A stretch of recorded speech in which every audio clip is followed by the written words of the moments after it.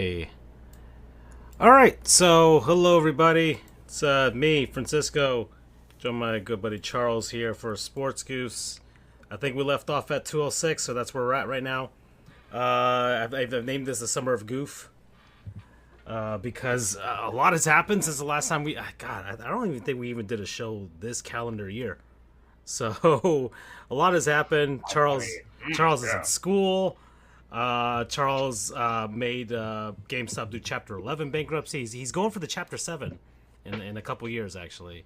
If Sony's Heist of the century. if Sony's about to make some plans right now for PS6, and the Panthers won the cup, so the summer of Goof, summer of Petty as well. I've awakened once more to dunk on Canadians, which is great. I haven't had the your prize video, Charles. You want to see me dip the sandwich in the maple syrup? And we have to kind of explain that. Yeah, go ahead. All right. So, hi everybody. We're back. We ain't dead like baby's kids. We don't die. We multiply. I have to say that because I have a nephew again. So there you go. Yep, The that happened. bloodlines. That happened over the summer. Yep. Yeah, happened. So much has happened like 3 weeks, and I'm like, okay. So Francisco in the playoff runs, it got kind of tough. It got kind of tough, and he's very anti-Canada, all that fun stuff. Toronto, was it on the semi-conference, was leading like wherever, and Yeah. I was like, and I was kind of giving crap to Andrew too, because the thing about Andrew, he's very superstitious in sports, but he did the thing you shouldn't do in sports, and it is like take claim super early. Because what do you say, like Florida or hockey runs through Florida? And I'm like, and that's because he's a Lightning fan, and you're a Panthers fan, and the whole everything, right? But I was like, ooh, you jinxed it kind of thing. Or actually, that was after. But then Francisco's down. Like, we're making jokes about, like, the end of the days kind of thing. And how the Switch is the only thing we can live for. We might even make it. All this fun jazz. And so I told him, like, where's your faith? Where's this? And I had a feeling, man. I'm more hockey focused lately. Last couple of years, last 4 years. So I'm like, you could do this. You kind of go and get it and go from there. And they came back, and after they tied it, I'm like, Francisco. It was like what 2-0, and then became like 2-2. I'm like, Francisco, if they win this, because the whole running joke was about you dipping, your sandwich in ketchup from all those years ago. So this was a callback, and I'm like, Francisco, you have to dip a sandwich in maple syrup, especially since you're playing the Maple Leafs. And fast forward, he wins that series. Then they go against the Oilers and the Canadian team, who is very big on maple syrup, and then it continues. And then I'm just like, brother in Christ, you owe me a video. You could broadcast on the show, I don't care, but you owe Francisco and I, or Andrew and I, a video of you dipping your stuff in maple syrup. So that was it. It was kind of like a gentleman's bargain that Francisco never agreed to, but for anybody who knows me, I have a great way of enchanting people to do things, right? It's about mere obligation. Yeah. I play the system on you. Yeah. Oh, well, in all honesty, I think I would if I do it. I'd probably have some fun with it. You know what? If I do this, actually now I kind of want to do it. Thinking of this idea, I'd love to. But you should have done it to begin with. That's I know, but I can still do it. It's a summer of love with the Panthers and the Cup. They're parading it around. They're in the Bahamas with it. They're all over the place with it. So I've got an entire summer of celebration going on because you continue celebrating the Stanley Cup until you hand it back to Phil Pritchard and the Hockey Hall of Fame on opening night. So I have this entire summer to do this. And now that I'm thinking about it, now I'm kind of going through it with my head, I'm thinking, man, you know what I would love to recreate, Charles? The hot honey chicken sandwich from Wendy's. Yeah, but it's not the same. But yeah, it's kind of there. I mean, I think there's. We try new foods, guys. There's got to be. Sorry. There's got to be hot, spicy maple syrup, and there's got to be a category for that. I'm sure somebody sells it. I am sure somebody sells it. I mean, you got chicken and waffles. That's a thing as well, right? So it's not that far fetched for me to do that, and I think if I do that, I'd probably make an homage to it. Not exactly, it won't be honey; it'll be maple syrup, but like a spicy maple syrup. I think there's a good possibility for that. Yeah. So yeah, the summer of love and the summer of goof, and in all honesty, I'm just having it's the year of Francisco part deux. Once it really more. is, and I have had a hand in it on two occasions. One for being the moral engine of your Panther support and your faith on it, and then also the big thing that happened, which we're going to give to a segment because we're still doing the intro suit. But oh yeah, it's a man in a brown suit. I don't really have any direction for this show. I do want some things we're always going to talk about the Cup and the Panthers winning it again. We obviously have to talk about the course of the summer that we've had so far, our plans for the future, the heist, the greatest heist of the century so far, at the very least, because I think you can pull it off once again. I think you just did an Ocean's 11.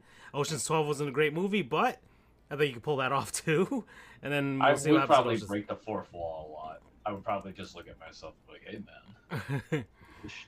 Yeah, and just kind of go over our thoughts on those things that we've gotten over the course of I guess these 6 months or so since we've been out with all of this, and we've been busy with our lives. Me, my career, Charles's career, Andrew as well, and Charles in school trying to better himself for some weird reason.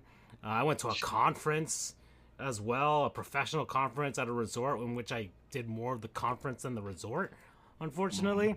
So that kind of made me feel icky, especially. Yeah, and I think overall the summer has been, or at least the year has been, so far so good for me. I'm happy with my purchases, and I'm running this off of, gosh, that's a new thing as well. I think this is the first time I'm actually running the show off of my new PC, because this is the first time I'm actually running the show off this thing. To be very fair, you have like 50 new PCs. Yeah, well, I've made helping cool the gang here on it, dog. Yeah, well, this is the 5th PC. I gave Andrew the first one, which doesn't really have an upgrade track anymore, and I made 2, one for my nephew and my niece, and then the 4th one is in my room, and then I built the 5th one out of the remnants of my first one, and I'm very happy with the look and design of it. Charles has seen it. I love it. And then I've got the 6th one in the living room as kind of like a media server for all my DVDs and stuff like that. So, but the first time with this one, it's nice and quiet so far. I love the look of it, and it's running the show way better because it's got some beef inside of it. That's for sure. Yeah, and that's the thing in our off season, because that's what we're gonna call it. Now we're like the Netflix show production. We're like Stranger Things. We'll wait as long as they want to give you a new product. It won't be like Venture Bros or South Park. You can't rush this anymore. It's too good. We got too good, and we fear the fall off here. But in those chats, in the day-to-day lives, Francisco was just like basically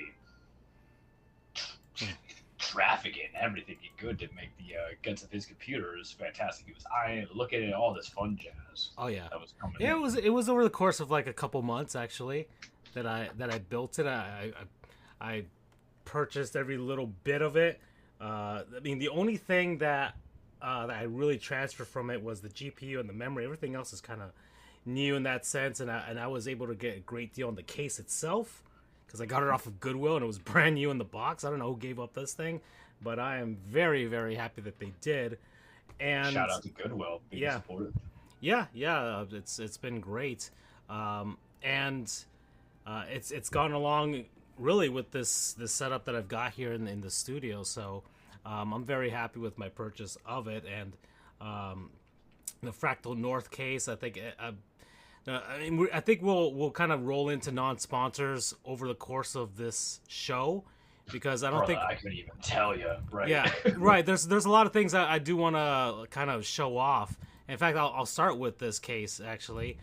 So it's the Fractal North So I'm just gonna write this now because we've got a ton of these non-sponsors. There's the Fractal North case, Fractal Design. They make some really, really nice looking cases that kind of have this a little retro feel to them with the wood panel finishing on the front, and the one you're looking at on the screen that I'm sharing right now. And actually, I'm gonna that's the exact one that I got. I got it with the mesh side panel.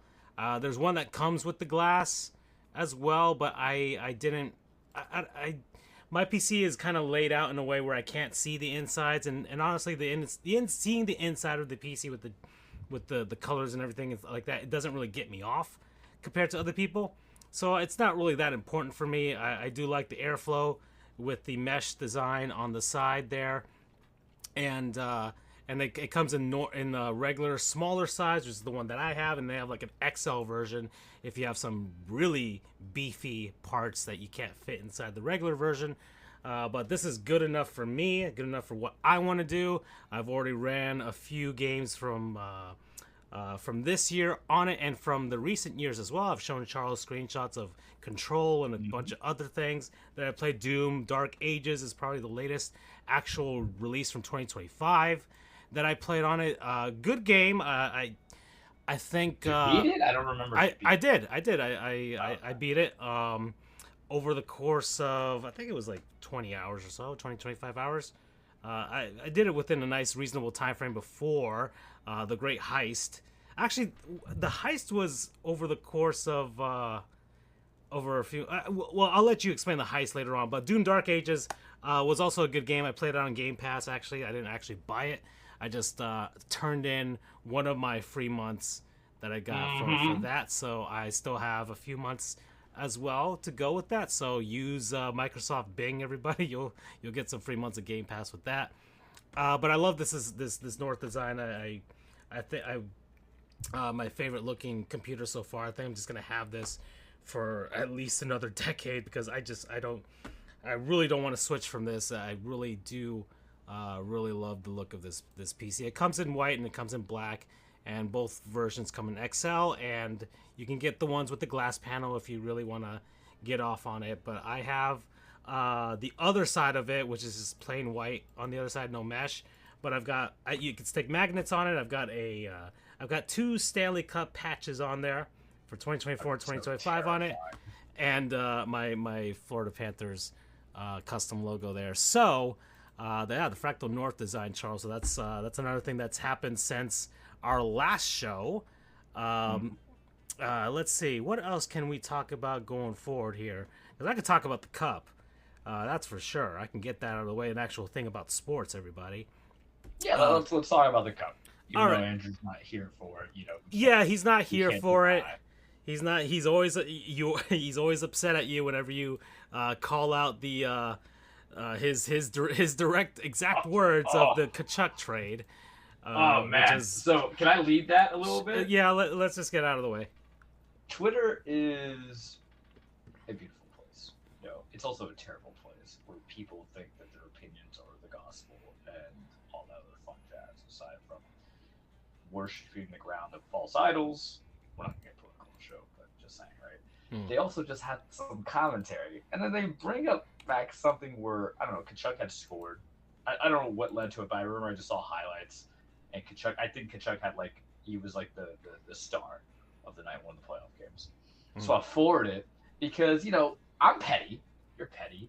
Andrew's actually surprisingly petty, and no one will believe it because we've always given this whole thing that he's the neutral side. But, the man can be petty, especially when it comes to his sports. We will release the chats one day about it. But, we've done whoever the last of us to die will release the chat. Yeah, we've done 206 episodes. Probably 80% of it has been the trio of us, and we're talking chat almost daily, even with how busy we are. When I get a stupid lunch break, I just bombard these guys. But one of the episode highlights I always remember that's sports related was when the Kachuk trade happened. It was 2 years ago, essentially. Yeah, and 2022. Yeah.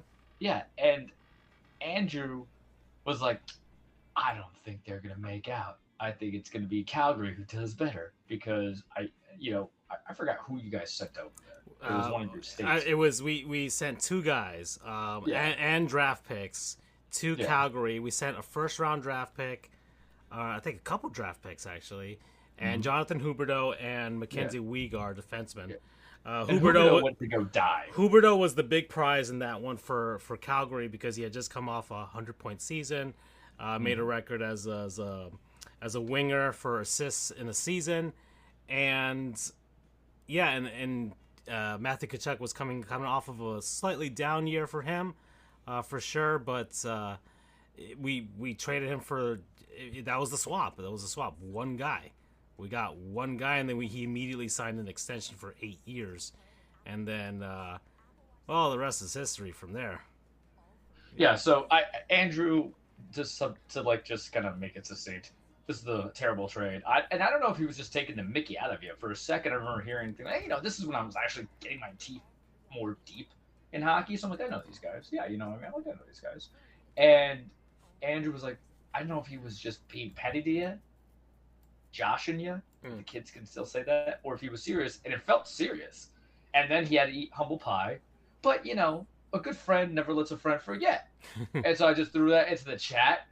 And then it just flew up into the whole thing. He's like, I admit it. It was a bad take. So it means he was telling the truth on it in the chat, that he was serious about it. He's like, how many times have you been wrong? And if you guys know me, I'm either 100% accurate in my takes, say, Garrett Cole, side the side job, yep.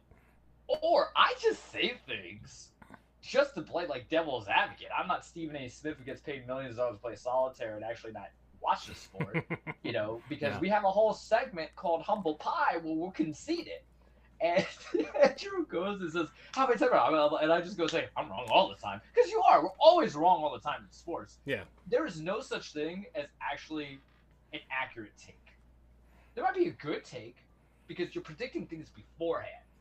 Only a few people get it on the money, Charles Adamas. But on the money, especially in a team-based sport where you're talking about, impact. You know what I mean? So he does the middle finger emoji. I'm cackling on it. Because there's some episodes that stand out. I do remember that whole thing because you were super excited for Tkachuk. Yeah. I don't think you expected Huberdeau's downfall that badly. No, I didn't. And I just saw it as, okay, well, Huberdeau was getting on in age. I don't think he probably would have bailed on us anyways, especially if we didn't have any playoff success by that point. And Tkachuk was coming in, and he was so much younger than him and already had a 100-point season under his belt. And I'm just like, okay, well, and he actually had some actual grit to him, some attitude, which I really like because I like guys and teams that have that attitude. It's why we love the Jimmy Butler Miami Heat, right? It's why we. I mean, that was the whole thing about my Jimmy Butler thing. I'm like, screw him on the 76ers. I know he's there. I'm like, oh, he's 17. I'm like, this is great, guys. I'm telling you, it's the penny. So it's I was excited about that trade, and everything's been great ever since. And the Panthers have been on this upward trajectory, and I just I didn't think it would get to this point. I didn't think. I mean, it's impressive. Yeah, especially back to back. What it does is so. Andrew's not here, so he can't defend himself, but this is a sports show, and it's also a fandom show. That's really what we should reclassify it as. It's a fandom show. What the fandom is, we can't tell you. I'm apparently a fandom being cheap, and it's great. You took away all energy and importance that was the Tampa Bay Lightning in this state and in this sport. Because it was back-to-back wins and the finals lost. Yeah. And then it flips to a finals loss, but back-to-back wins. And what's more impressive, right? And Andrew's going to, I can hear him now, getting all that rage coming in, right, of defensiveness. He's about to go, come in with his Jonathan Cooper, best suit attire. Yeah. But, back-to-back wins, and then you lost to the finals. You just couldn't do it, right? You just couldn't complete it. Came a little early, bud. I don't know what to tell you. Whereas we lost the finals and we got better and we did it back-to-back and we're going to do it again. It's a confidence thing. And it made this pseudo-dynasty, which I want him here on that combo because I always love revisiting a dynasty argument. But it made the pseudo-dynasty that the Lightning have kind of fade right? Because they keep going lower and lower in the playoff appearances and how far they go in the conferences. You've eliminated them both, if I recall, in the last 3 years or 2 years. So yeah, last 2 years. Yeah. Yeah. And it was first round this year, second round last year. So, first round, both years actually. Oh yeah, so that doesn't help him, right? On this argument that I'm talking about, Because what's worse? they've lost. So the Lightning have lost in the first round the last 3 years. They lost to the Leafs, 2023. They lost to the Panthers the last 2 years. Okay, well, so the thing is that's the whole problem when you look at the history books, and there's recency bias, but you go into the forward, you could be like the Blues, right? They won a Stanley Cup 8-9 years ago in that time frame. And then it just fades away. And then the problem is you can get the same amount of some of the same players, right? And you're kind of been not just the more successful team. You're big broing them a little bit. You're big broing them a little bit because now you're like you're their firewall. You can't even go further past the first. The Lightning were playing excellent this year. Yeah, Lightning were a good team this year. They finished higher than the Panthers. They had home ice in the first round. Panthers didn't have home ice in the entire playoff, which is super impressive. But they win the Stanley Cup in 6. But in all honesty, I think they were at a point where they really didn't care where they were playing. They just because home ice advantage only really matters when it comes to changing players and that sort of thing. But they've already done this 3 times now in a row. Getting to the final, and they really don't care who they play and where they're playing them at. So does it bother you that sports media, and I already know the silly answer, and I shouldn't be going to these people for their love, but does it bother you that in general you have not one but 2 teams in one particular sport that were so good that out of 6 years they were 2/3 of the championship events that came in, and they're just nothing. And I can understand ESPN because of the politics of it, because if we can't get everything on our broadcast, right, then there's a little bit of that issue. But like I'm talking about Bleacher Report, I don't really care for Barstool. I don't consider them as a real. They're not a real news or sports media outlet in that sense. Yeah, but the frustrating part is that we say that, but you kind of are when you're mass proliferation on social media. I mean, like every time, and the algorithm, like why is Frank Fleming on my timeline? And Dave Portnoy, I don't know. The thing I only recall about the guy is he gambles, he goes and eats pizza, and then like when he has sex video of the league, I'm like, I don't care, right? But it really gets understated because when you had the San Antonio Spurs doing it 20 years ago, when you had the Lakers doing it 15 years ago, right? When you had the Yankees doing it. And there was times where each of those sports were kind of in the down because that's sometimes the problem of having one dominating team or 2 dominating teams. It takes away the interest, I would think, logically. But it should bolster it because you look at the Lakers, hey, it made the NBA future a little bit when they were on their 3-peat adventure. And then when you look into what the Yankees were doing in the late 90s, early 2000s, and then when you're looking at what the Patriots are doing, right, more eyes onto it. But I don't understand why you can't generate that interest, especially like South Florida, right? This is the only true winning team in South Florida that you've had for, I don't know, 11 years, right? Give or take. 12, I can't do math. But it really just kind of makes aware. So what's your thoughts on that being not just that you are the sports media, because he is, folks, also just your fandom? Well, it's funny. I've reached the point as far as the stuff that I've made since the pandemic, because I started this Panthers history stuff in the middle of that 2022 season when they won the President's Trophy and all that perfect stuff. Perfect segue. Follow us on Twitter. Yeah. Right? Charles the True, FJOJR Jr., Dan Frijoles, Sports_Goofs, Panther historian. Get that in there, right? Yeah. Marlins historian. Yeah. Everybody else that we recommend. Yeah. We're rusty with it.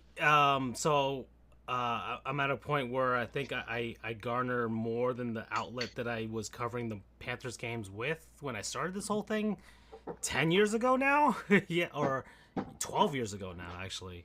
I know. Yeah, It's crazy. it's been Like, 12 years when I punch started us in the mouth. covering the Panthers and going to games and doing all that stuff. So, it's been quite a journey for me from that perspective, seeing how far they've come, because I saw them at the bottom and just started from the bottom. Now they're here, right? And I in that sense, hockey is really hard because sometimes the bottom is the bottom. yeah, I mean, look at the Buffalo Sabres. They haven't made the playoffs in 14 years, and you could look at, they had an entire lineup of all-stars now that they've traded away or just let walk because they just couldn't develop them when they were young, and now they're just perpetually bad. Whereas the Panthers found a way with Bill Zito, and he's really the catalyst of all of this, because he came in and he completely turned it around. Former player agent, was the assistant GM in the Columbus Blue Jackets, and came from a baseball background as well. So he was definitely deep into that analytics game, and that's what they do.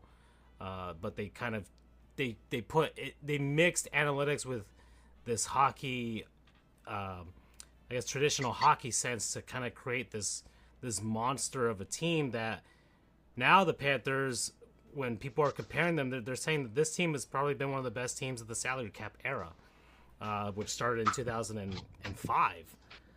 So, like, and nobody. If I'm going to compare this to the Lightning, and I want to put away the Lightning right now, because my opinion of this, and I can make this argument with Andrew from an objective perspective. I'm not trying to say it as a fan, but the Panthers' last 2 Stanley Cup wins were better than and more impressive than the Tampa Bay Lightning's back-to-back wins. Playing completely on the road, just based on the fact that the Panthers had it harder. Now, obviously, Lightning fans are going to say, well, we had to go into the bubble, and it was actually a much tougher experience and all that. I'm not going to buy that, because those 2 seasons, the Lightning had to play in a...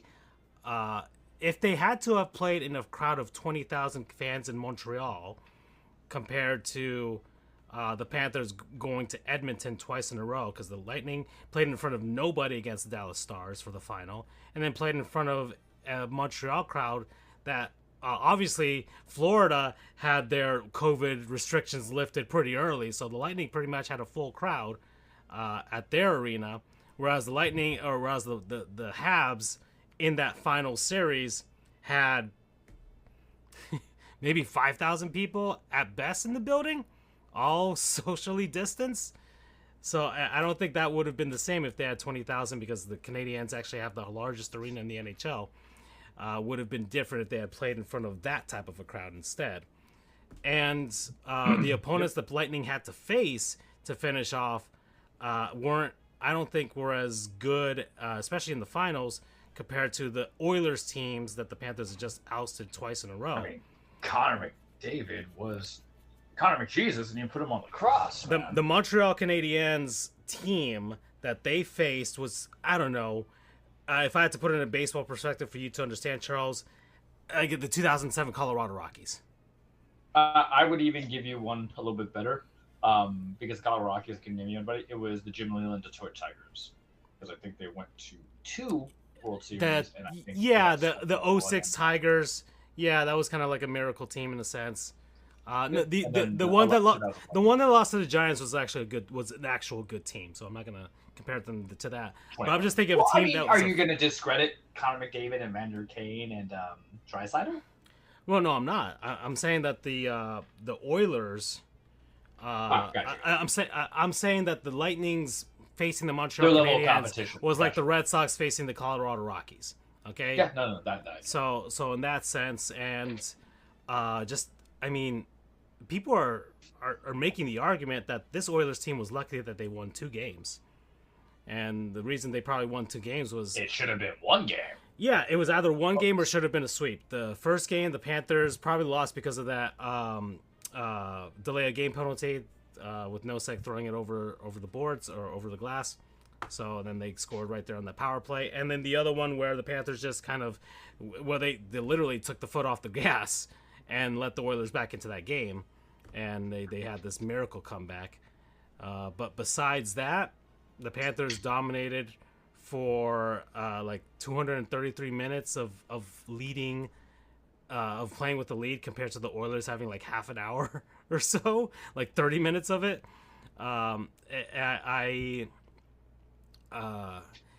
People saying this team was better than the team from last year, which is for sure, and making one of the greatest mid-season trade deadline deals of all time with Panthers great Brad Marchand, who is a man who I remember when we got me really into hockey. Oh, I told you love this guy. Low-level casual, because I had a Boston Bruins hat. Because my brother-in-law, for whatever reason, got me one. He was like, "You like Boston, right?" Because I went to Boston like one time on a trip.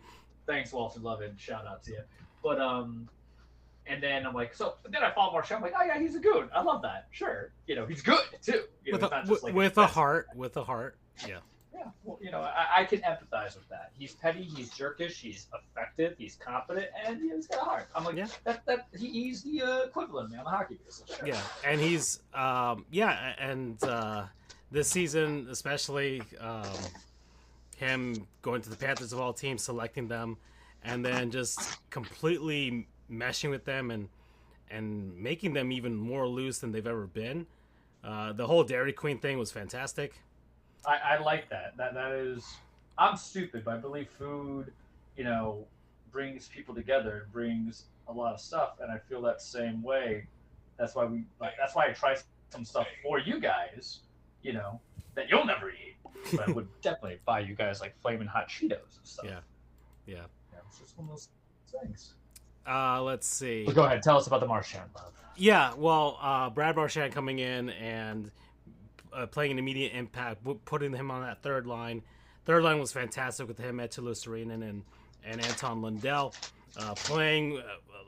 As a lot of people said, that third line would be half of the league's first lines, and a few of the top teams' second lines. So that's how good the Panthers put together. Just put this team so well together. How good does Paul Maurice have a finger on the pulse? Because you heard the whole fourth line commentary, right? Yeah. Paul Maurice is definitely a player's coach. He's been pure motivator. He started early. He's only 58 years old, by the way. He's been coaching since like 1996 or so. So he's been at this a long time. And when you hear him speak, you can just hear how knowledgeable he is, how he's got this kind of Zen focus to him a little bit. In a sense, I can kind of sort of compare him to like Phil Jackson in that sort of sense. And he has this reverence for his players that I think resonates so much with them that they go out and go through a wall for him. And he rewards and he remembers things, and training camp is so hard, and the way that they play is so hard, but they bought into this system in the way that they play, which is dump the puck in, minimize risk, and just get at it to get the puck back as much as possible. And teams don't play that way. Most teams don't play that way, and a lot of teams may be trying to copy what the Panthers are doing. But I don't think anybody's actually really been effective at it. The Carolina Hurricanes, it seemed like that they would be the team that could give the Panthers a run for their money. When they went into that series, people really thought the Canes had a shot because the Canes play a little bit of that Panthers style, but the Panthers play it to such a perfective T that they are the standard. And the Canes were substandard in that sense, and you saw you it. Always want to be the mold too, folks. Right. So the Carolina, so the Lightning series was just vitriol between both sides of Florida. I said some heinous things. I know Andrew was really mad at me. Well, God bless Andrew, but he is 'cause- not a certified shit talker. Yeah, One. and I was ready for that series because man, oh man, and you know me, the whole Champa Bay thing, I fucking hated that thing one. So You can't crown yourself, man. yeah, You so only have one thing winner, too. yeah, they lost the World Series. Come on now. We had that. 2023 happened, and we lost. We lost the. We lost the Stanley Cup. We lost the NBA Finals. The Marlins lost in the first round of the playoffs, and the Dolphins are the fucking Dolphins too.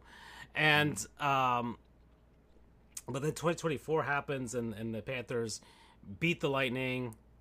You know, exercise their demons. Then they come back again this season, and they do it again. When everybody was favoring the Lightning to win that series, there was like a Lightning in 5, Lightning in 6, and that was because the Panthers were going into that series. They had injuries because Kachuk had was injured. Ekblad was suspended, and Oh my God, Andrew, is like the torchbearer of clean hits. He'll tell you if it's good or not. And me, I'll be honest with you, I can never tell the difference. Because why? You get a lot of subjective refereeing. So if I see it happen, I think I told him, and he's like, nah. But if I see it happen on one end of the spectrum, and then it happens, you know, and it's called a foul or penalty or a wrong hit, whatever you want to call it, and it's not on the next one, if it's not consistent to me, it's not that effective thing, right? So I'm 35. I can't do the whole this is bullshit. But So- you know what I'm talking about. yeah, I get it, and I was I'm going through my Panthers historian page right now. You're getting a timeline of the playoff for the Panthers as I'm going through the Lightning round, and you know Aaron Ekblad laying down the elbow, and there was some WWE stuff. I was enjoying hockey thoroughly. Yeah, the Panthers Lightning series was, and the Panthers will tell you that was the hardest of the 4 rounds. That was the hardest one because those teams were legitimately trying to kill each other, and Which is what you want. Every sport needs a rivalry, and the fact that you have a in-state, in-division, conference rivalry, yeah, and that's a recipe for success. Oh, yeah. Yeah, so I mean that I think it was very cathartic for Panthers fans to kind of, not only did they beat them last year, but then they just just completely tore the skin off the Lightning with everything that they got, and they got Jake Gensel and all these guys, and they're like, we came back, and it's like, okay, fine, but then you know their culture gives up their captain in Steven Stamkos, and I honestly think that probably affected them more than they think it did. So He was just average on the Predators, right? But he was, yeah, the Predators was a disaster for him, but I honestly think it's just because it's a symbiotic relationship. I don't think I think they should have kept them in some way, shape, or form. But in any case, we beat the Lightning. The Leafs series was you know, I was on the ledge for a couple times there, but it was very clear. And it was just funny that the Panthers just kind of did that to the Leafs again, and Leafs fans are awful. I will say this, and I don't think anybody... Yeah, I saw some of those chats. Listen, that's why I go back on Twitter. Y'all talk all that smack, but would you say that to somebody's face? Yeah. So Leafs fans are awful human beings. They've suffered so long that it just kind of gets to me that they don't realize how much their awfulness rubs off on their players in a negative sense where they can't even perform anymore. And they're so angry about the state tax and all that stuff.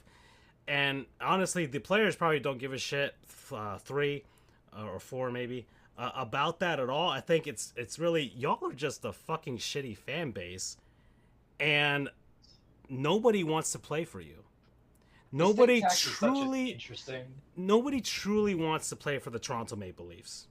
Yeah. At this stage of the game, because they've created an environment through their media, through their fan base, that it's just unattractive. I remember Aaron Ekblad, he had an interview about 2016 when the Panthers won the division that year. And he's like, yeah, you go into Toronto and the media circus that they have. He's like, it makes me cringe when I see it, when I think about it. And he's from Windsor, Ontario. He's a Red Wings fan when he was growing up, so he wasn't really about that.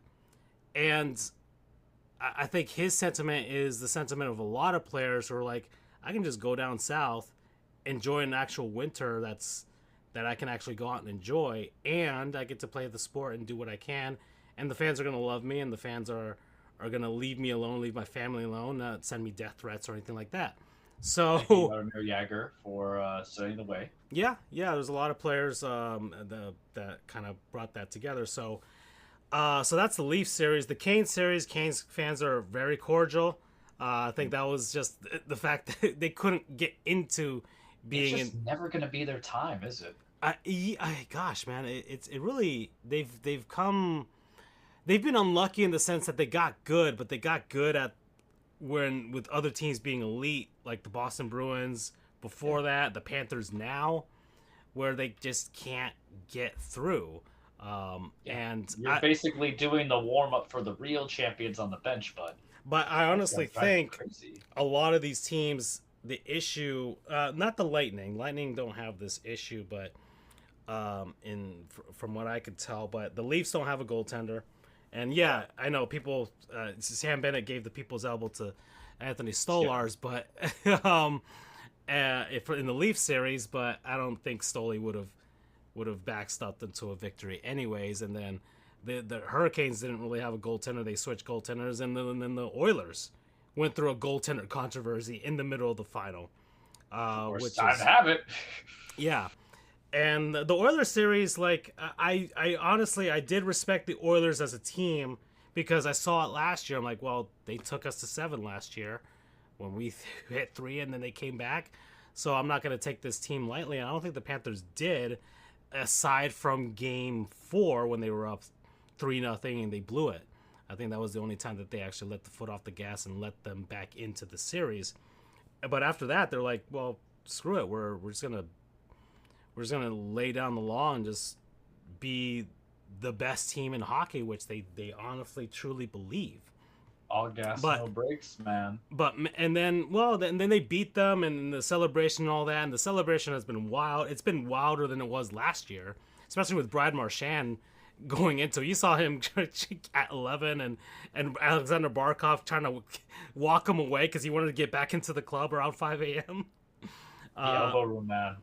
Oh, that was the elbow room, but it was also at 11 as well. And Brad Marchand was having a fantastic time down here. I think he's probably he honestly probably, if I think if someone had to ask him which was a better party, I think he thinks this one would be better than the one they had in Boston in 2011. That's for sure.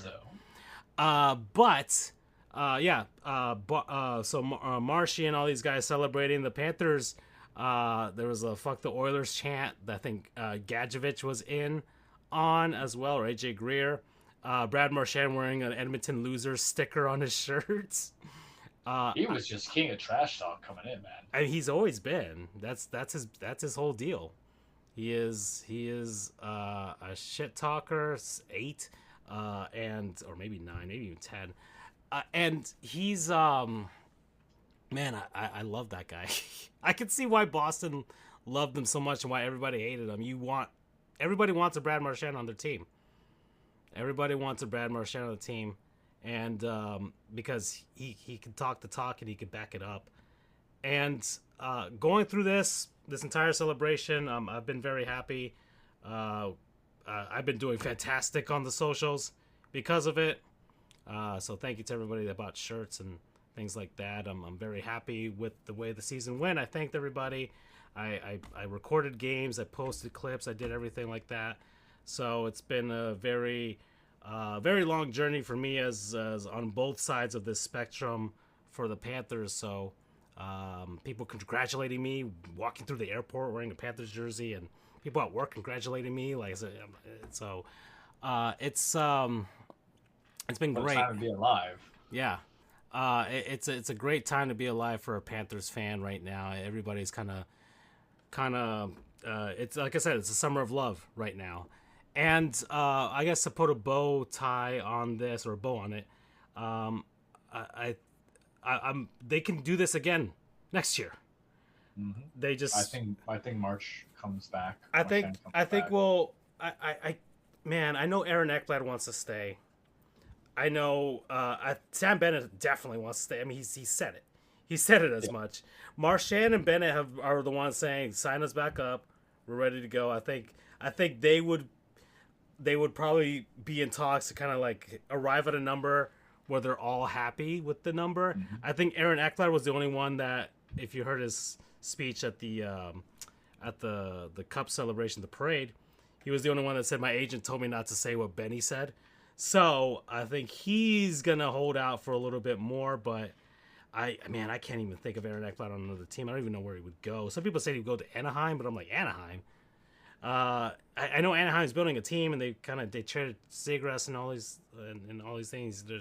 He's got some teammates out in Anaheim, like Gudas, but I don't see him going from the Panthers to the Ducks, who are still in a rebuild right now, and I feel like they're always in a rebuild. and are in a very very tough Pacific Division with the Oilers and the Golden Knights and the Kings as well. The Flames are, I think, if they made some smart trades, they could actually make the playoffs for once. And the Canucks had a down year, but I don't think that will last long. And then you have the other teams in that division. The Sharks are just going to be terrible for the time being. So that's, as far as the rest of hockey is concerned, the Panthers, I think anybody, and then next year is going to be a huge year because McDavid's last year under his current contract. Yeah, it feels like he's heading out. I mean, I saw him watching his interviews, and you can only give so much, but we grew up in the LeBron era of, I love Cleveland. Every defeat, you see that dead, cold, distant eye. It's like a father who doesn't want the kid kind of thing. Mm-hmm. That's what I saw with Connor McDavid. Yeah, I think for McDavid, he could usher in an era, if he does this, to be like LeBron and do this in the NHL, because the NHL doesn't really see players move around that much within a season. It's not really within a season, or at least go to a team to, I don't know, form a super team or anything like that. I think if McDavid did that, it could usher in an era where players are actually really doing the ring chasing. You kind of saw it with the Detroit Red Wings in the early 2000s, even late 2000s as well, where guys are trying to sign on and try and win a ring with them, kind of like with the Lakers around that era.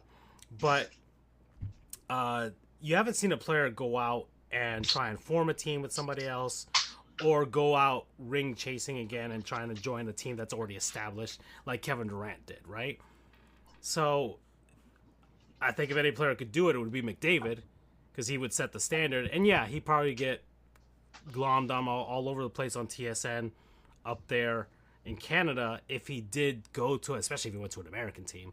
If he did do that, especially if he went to, like, I don't know, the Panthers or somebody, or like the Carolina Hurricanes or the Vegas Golden Knights, somebody like that, where they're already established, they're already in this window right now. I think Vegas is still kind of in that window. Colorado's definitely kind of in that window. Like, I could see something like that, McDavid, McKinnon, where if they just found room for all of them, they'd be like, oh, wow. So the salary cap is going up. So I think some teams should... Talks of 84 games as well. Yeah, talks of 84 games, which I don't like. I think we have enough games as it is. But I think he's going to be... Nobody should be making big moves right now until once we get to that trade deadline next year. And if he hasn't signed an extension, or if the Oilers are like, yeah, we're not going to move him because they probably see like, hey, let's see if we can get one more window out of this and see if we can do one more thing and try and re-sign him over the offseason. I think every team, much like when LeBron was a free agent, should just start planning around trying to sign him if you're on the cusp of something great, right? Mm-hmm. I don't know. He's played in Edmonton, Alberta, so any other city was probably just going to be a bigger market anyways.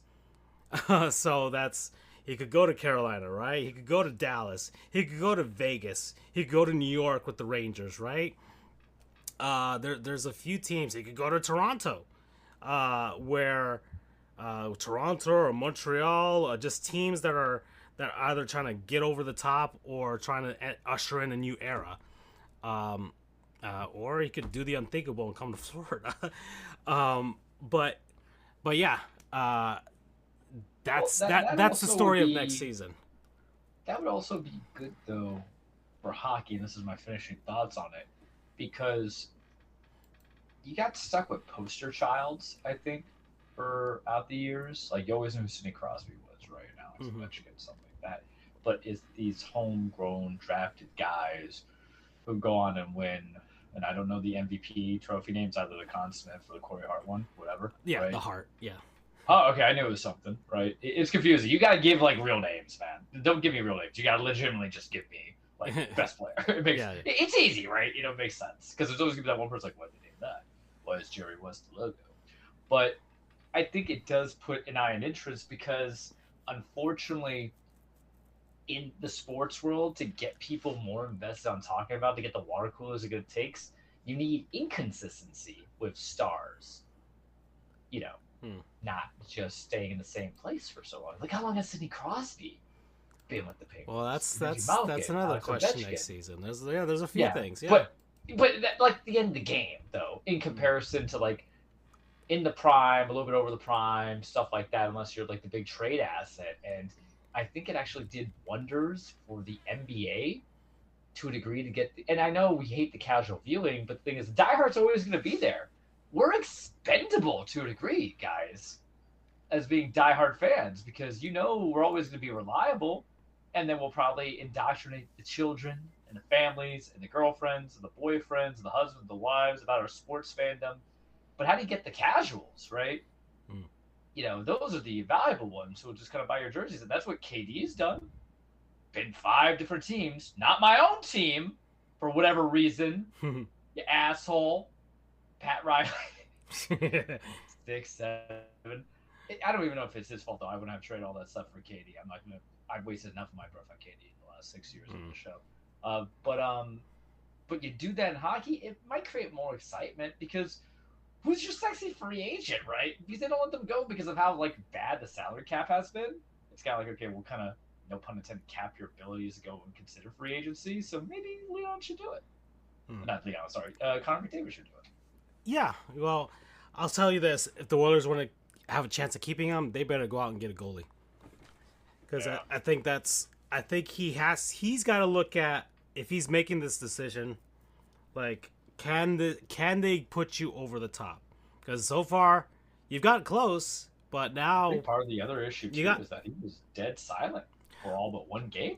Yeah. Well, that was the other criticism for him, is that in the games that mattered the most, Game 6 this year and Game 7 last year, he was gone. But I honestly think he was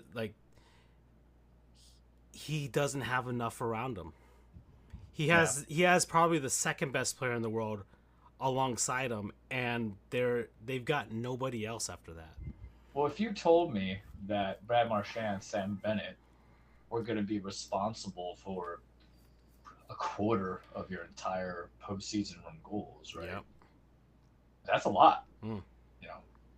This ain't football, man.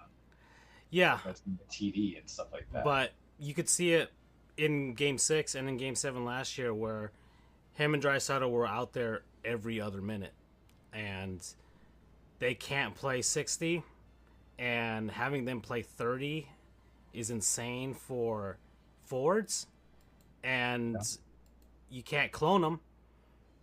Yeah. You And can they tell just shipped off Kane. Yeah, I mean that was a thing. I mean, Evander Kane is expendable for that. He's a defensive guy. Well, he's a forward, but but no, he's just a piece that they just had to get rid of because they had some salary cap issues with that. But in any case, they've got nobody else around them. They actually had better depth this year than they had last year, and they still lost in the way that they did. And I think if Edmonton doesn't get a goaltender and if they don't get better guys around them, he should walk. In my honest opinion, he should walk and just go someplace else, even if it's Toronto. I don't care,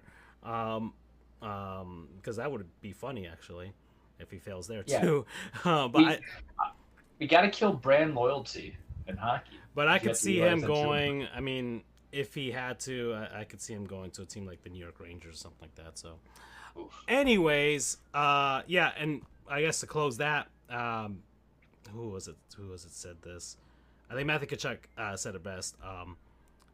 When things were down, I think it was Matthew Tkachuk or maybe Agent Greer, actually. When things were down, the Oilers looked to two guys. When things were down for the Panthers, they looked to everybody else. So that speaks volumes. All right, 57 minutes in, Charles. So we got through the Cup talk.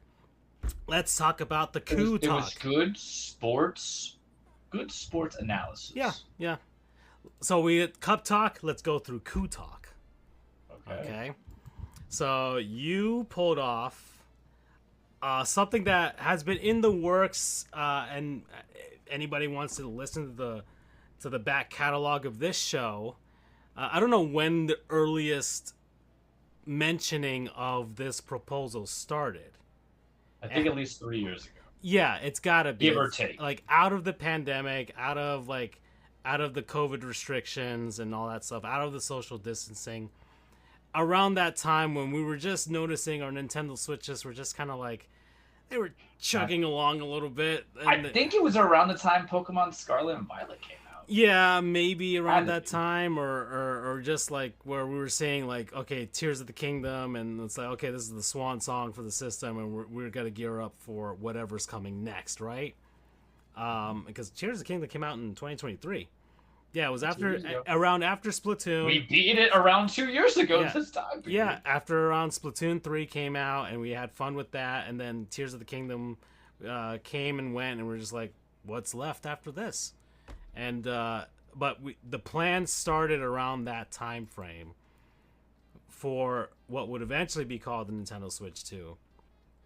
We didn't know what it would look like, but we knew it was coming, and we were confident it was a Switch 2. Yeah, wasn't going to be like this weird switch off. Yeah, Nintendo wasn't going to do what Nintendo does normally, and you started laying the groundwork. Foundation. I had a dream. Yeah, let's go. I had a dream. Everything is too expensive. And mind you, I will spend money unnecessarily on food and drink. Why? Because you're either going out, you're making an event and stuff like that. You're not doing it on a daily basis, right? You go on trips or anything like that. I play a lot of video games. I have very limited hobbies. Do I wish I had more hobbies? Sure. But, I can't garden and I don't cook. Sorry, ladies. But it's one of those things where the video games, I can do it for many reasons. Right now, I'm playing a certain game and I'll make the big reveal on while, we get to the point. But, it's a way to diffuse, deal with life, just enjoy some stuff. I've been playing games since I was like 4 or 5 years old. I wouldn't say I'm a hardcore gamer these days as you get older. Just a gamer, man. We're classic vintage in this sense. So, we're going through and I'm like, I got these games, and everybody was just gifting me all this stuff. They're like, oh, hey, what if we gift him, this, and what if we gift him that? And I'm doing trade-ins because I'm always a mastermind on the trade-in. And I just said, you know what? What if I'm able just to consolidate this? Because I'm almost certain this is GameStop really falling badly. This is when they're just kind of like at the C, not C minus edge yet. I'm like, I'm pretty certain I could just get that system for free if I just develop it. Because I'm thinking about how much. You get a birthday and get Christmas, right? So you're at least going to get $50 to $100 between people. Mm-hmm. And then you trade in your game. So I created this whole thing, and no one believes me when I say, oh, yeah, I don't really pay for games. There's sometimes I actually pay legitimate money for games, like $20 or $30, right? That's usually if there's a leftover, it's just depending on the times. But I don't even make that happen. Games going $60, $70, going 80, right? But I was like, all right, if I get a trade in this, trade in that. So I'm like, okay, I'll take whatever this amount is from people, and then I'll just funnel to something else. So I'm using other people's purchases essentially for me, for my big thing. I'm like, I'm gonna get to Switch 2 for free. I feel it. I'm gonna do it. Fast forward 3 years later, and a lot of anxiety leading into it because, spoiler, I fucking did it. And I did it in the funniest way possible where I couldn't really achieve it, but it's the help of a friend, love you, Chris, you're my non-sponsor for this shit, who was able to get it for me in Jacksonville. And the funny part is that he did this for me back from my PS5 days. I'm like, no, it's okay, I can wait out. He's like, no, I'm gonna get you this. So he was able to get. The irony is, like, I didn't end up getting the bundle, but I had enough for residual anyway. He was your Sam to your Frodo. Pretty much. He had to get you across the finish line. Yeah, and so the end story, because I could speed up, but you guys knew I was kind of planning it. The final trade-in amount from gift card, and I didn't trade in my Switch. I still have it. I kind of want to keep it because the thing is, the Joy-Cons, you can't trade them in without the Joy-Cons. So why would I want to give away a free controller, right? It's dumb. If it's broken, sure, but that's also the Splatoon controller that I got, so I'm like very fond of it. Yeah. So the final end result was I had like $549.14 on just all my entire GameStop. And then I have like all of this credit card bonuses, and I know people are like, oh, you should do credit cards, they're bad for you. You need credit in life. Because we don't die till like 90 these days. And you need stuff because Social Security money, and we all have bad retirement plans, the economy is tanking. You gotta find credit money. But I was like, okay, I got all these credit cards. I'm like, let me just use the Discover credit that I had. So I converted that to like $115. So I had a like just e-credit for GameStop, because the beautiful thing, shout out to you, Discover, is that instead of just cashing out, you can just like buy into a gift certificate, and you get like 100 is what I actually used, but I got an additional 15 out of it. So my final score, guys and gals, was $657. And I had to ship the card off to my friend. Yeah. And I was so paranoid because I don't trust nobody when I have a great plan, because you have to do this, we have eyes. I bought a regular card from like Publix, like a gift card, not a gift card order, but whatever, right? Like a card that you mail out, like graduation. I mailed it to him, but I didn't do it through US mail because I was like, no. I went to UPS. Yeah. And I had it like documented, and they paid out. So I spent like $50 just to send this thing there. And then Chris was able to get it, knock it out, ask me if I wanted a Pro controller, and I'm like, no, because it's all backwards compatible, all that stuff. So I got that. I go and I get Mario Kart. I get it, right? And the irony is, like, I couldn't even enjoy my big coup on like day 1 or day 2, right? Because that'd be shipped to me, and I didn't pay for shipping because there was like money owed. I got mine before you got yours, right? But it's fair though, right? The best got, and we're gonna talk about that in a second. Like, you didn't even talk about pre-order night. Remember pre-order night? Pre-order night. Oh, well, we're gonna leave it to you to tell your story, because this is my journey. Yeah. You get to tell your journey, because this is something we've been looking at for a while. So I finally get her. I'm like, whoo! You know, that was like a little giggle. I think I told you, I'm gonna unbox her naked, bro. Like I just got to. You know, and I did it. I swear. But I did that, and the one thing I hate about Nintendo is, like, it is the most accessory-heavy company in all the console fandoms. Oh yeah. And I go back through all the years, but they're like, I looked at her because she's beautiful, she's big, she's thick, she's powerful. She's basically my little game Latina. I love her so much. And console Latina. And I'm not giving her a name. You know, it's a console. I don't name any of my consoles that. Like, you know, there's Ramona and Jolene, but no. But I'm like, all right. I looked at it. I'm like, I can't play this handheld. I got to get the Amphil anti-glare glass for $15. Got that. That was hard to apply because I could do it right. And I'm like, I need a hard case because, you know, with this, I don't know if I should put it on the air or not, but opportunity. If I'm traveling a lot, that's all I can say for the purposes. But if I'm traveling a lot, I'm like, what kind of case I want? Well, I went to Walmart and I just got their typical strong on case. So I'm like, this is fine, $17. I'm like, that's what you do. You build small with the accessories, because I remember with the Wii, remember the plastic gel protector that you get for the Wiimote? What is a rubber pad gonna do? And then, oh, you want to get the Rumble Pack? You want to Wii accessory? I'm like, no, Nintendo. I'm not dumb here. I'm not dumb here. So I got her, and as we speak, because I was building up to this, I'm playing Mario Kart Tour because I beat Liza P earlier today, Mario Kart World right now. And then I had just popped open the Pro Controller 2 to try out live as I'm talking to you. And I wasn't going to buy it, but then I got like sad boy purchase. Not sad in a bad way. I just have an interesting opportunity in life, and I'm just like, so I'm like, let me just go spend money and make myself feel good. And that's what I did. It wasn't even a drunk purchase. It was just me doing it. Because, stuff happens. So I'm very satisfied with her. And this is my thought. Now I want to have you tell your story. Because you can talk about pre-order and stuff like that. Me, I had it on lock, but in some way, shape, or form, or fashion, because I have very obsessive friends. But for anybody who is expecting a revolution of game consoles, you're silly. I got an evolution. I'm playing Mario Kart on Ramona in actual 4K, bro. What? And I was able to fix the HDR rendering, so be mindful when you dock it. But I knew something was up wash because, I have the eye for it, so I had to play with the nodules a little bit, go from there, the nits, and I was like, all right. But this is the happiest I've been. It's faster, it's good. People complain about games, but I'm a multi-console guy, so I could just come back. And I played Pokemon Scarlet, put 10 hours into it, and I'm like, dude, I have no issues. I just got Pokemon's coming out, man. Like, I feel like Hugh Hefner of all the Playboy bunnies. They're just there. Waiting to catch them all, and I'm in on that right now. After some Mario Kart Tour, so I did it. I can't believe I lived long enough to do it, and I can't believe GameStop stayed in business long enough. And here's the funny part, my guy, and everybody else, I still have $104 left in the GameStop gift card. So when I talk about a heist, I double tapped it. On the zombie movies, you don't shoot the head, you do a second time. I literally did that. I'm like, nah, you ain't coming back from this. I'm pretty sure I can't go in there. When I go to the GameStop where I live, the guy's real cool. He's like, I've known him for a while, and he knows like the big plan. And I'm sure he's like, I can't believe you did it, man. No, I'm like, it's just unfortunate I couldn't do it here because I tried to get in line on my lunch break, and I was like, no, I can't do it. I gotta tell you right now, y'all motherfuckers gotta use deodorant. I was in that line for 20 minutes, and you're in the mall GameStop because they close out and stuff, and y'all just smell. We know. Dr. Bronner's peppermint soap. Makes your genitals jingle a little bit, but it's fine.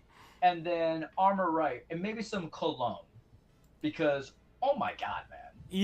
I mean, like the Tad Pie, like festival there. Oh yeah, I mean, gamers, especially Nintendo gamers that are. No, these are just regular dudes. These are not stereotype people. That we on. Oh wow, never mind. Yeesh. Yeah. Get that together. My god.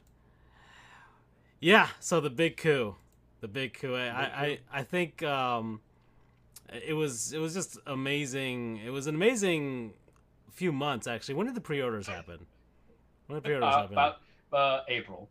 Yeah, it was around April. Yeah, because March was the announcement. Because I was in court trying to get this person to restrain order. I'm like, so I remember. Your Honor, I hear you, but have you looked at this? So I remember pre-order night, right? So that was quite a night for sure. I think what happened on that night. I was so confident I was going to get it too. I didn't sweat it. Hold on, I just want to see exactly what day that was. Nintendo Switch to pre-order start date. I think it was the beginning of playoffs for you. April 24th, 2025.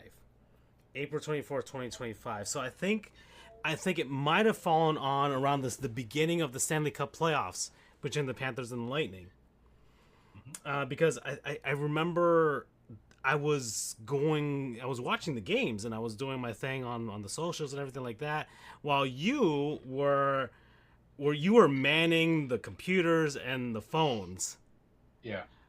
You were basically like, back in the day when the radio contest, you had like 1,000 phones to try and call the number, right? So I could only do this through GameStop for me.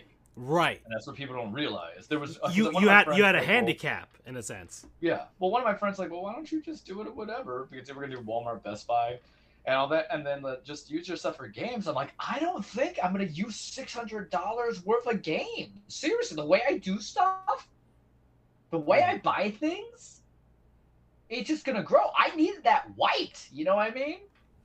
I had to kill the monster I created. April 24th, 2025. It was game 2 against the Lightning.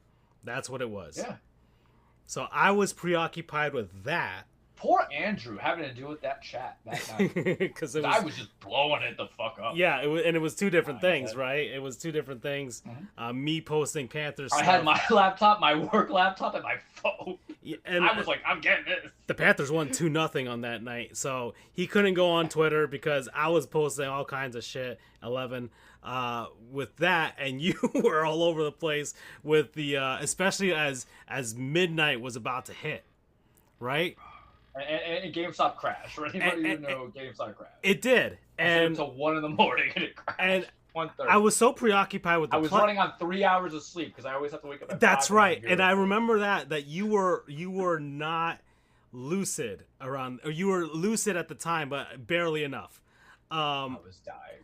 And so bad. Yeah, you were up like at 5 a.m. that day, or for whatever reason. Yeah.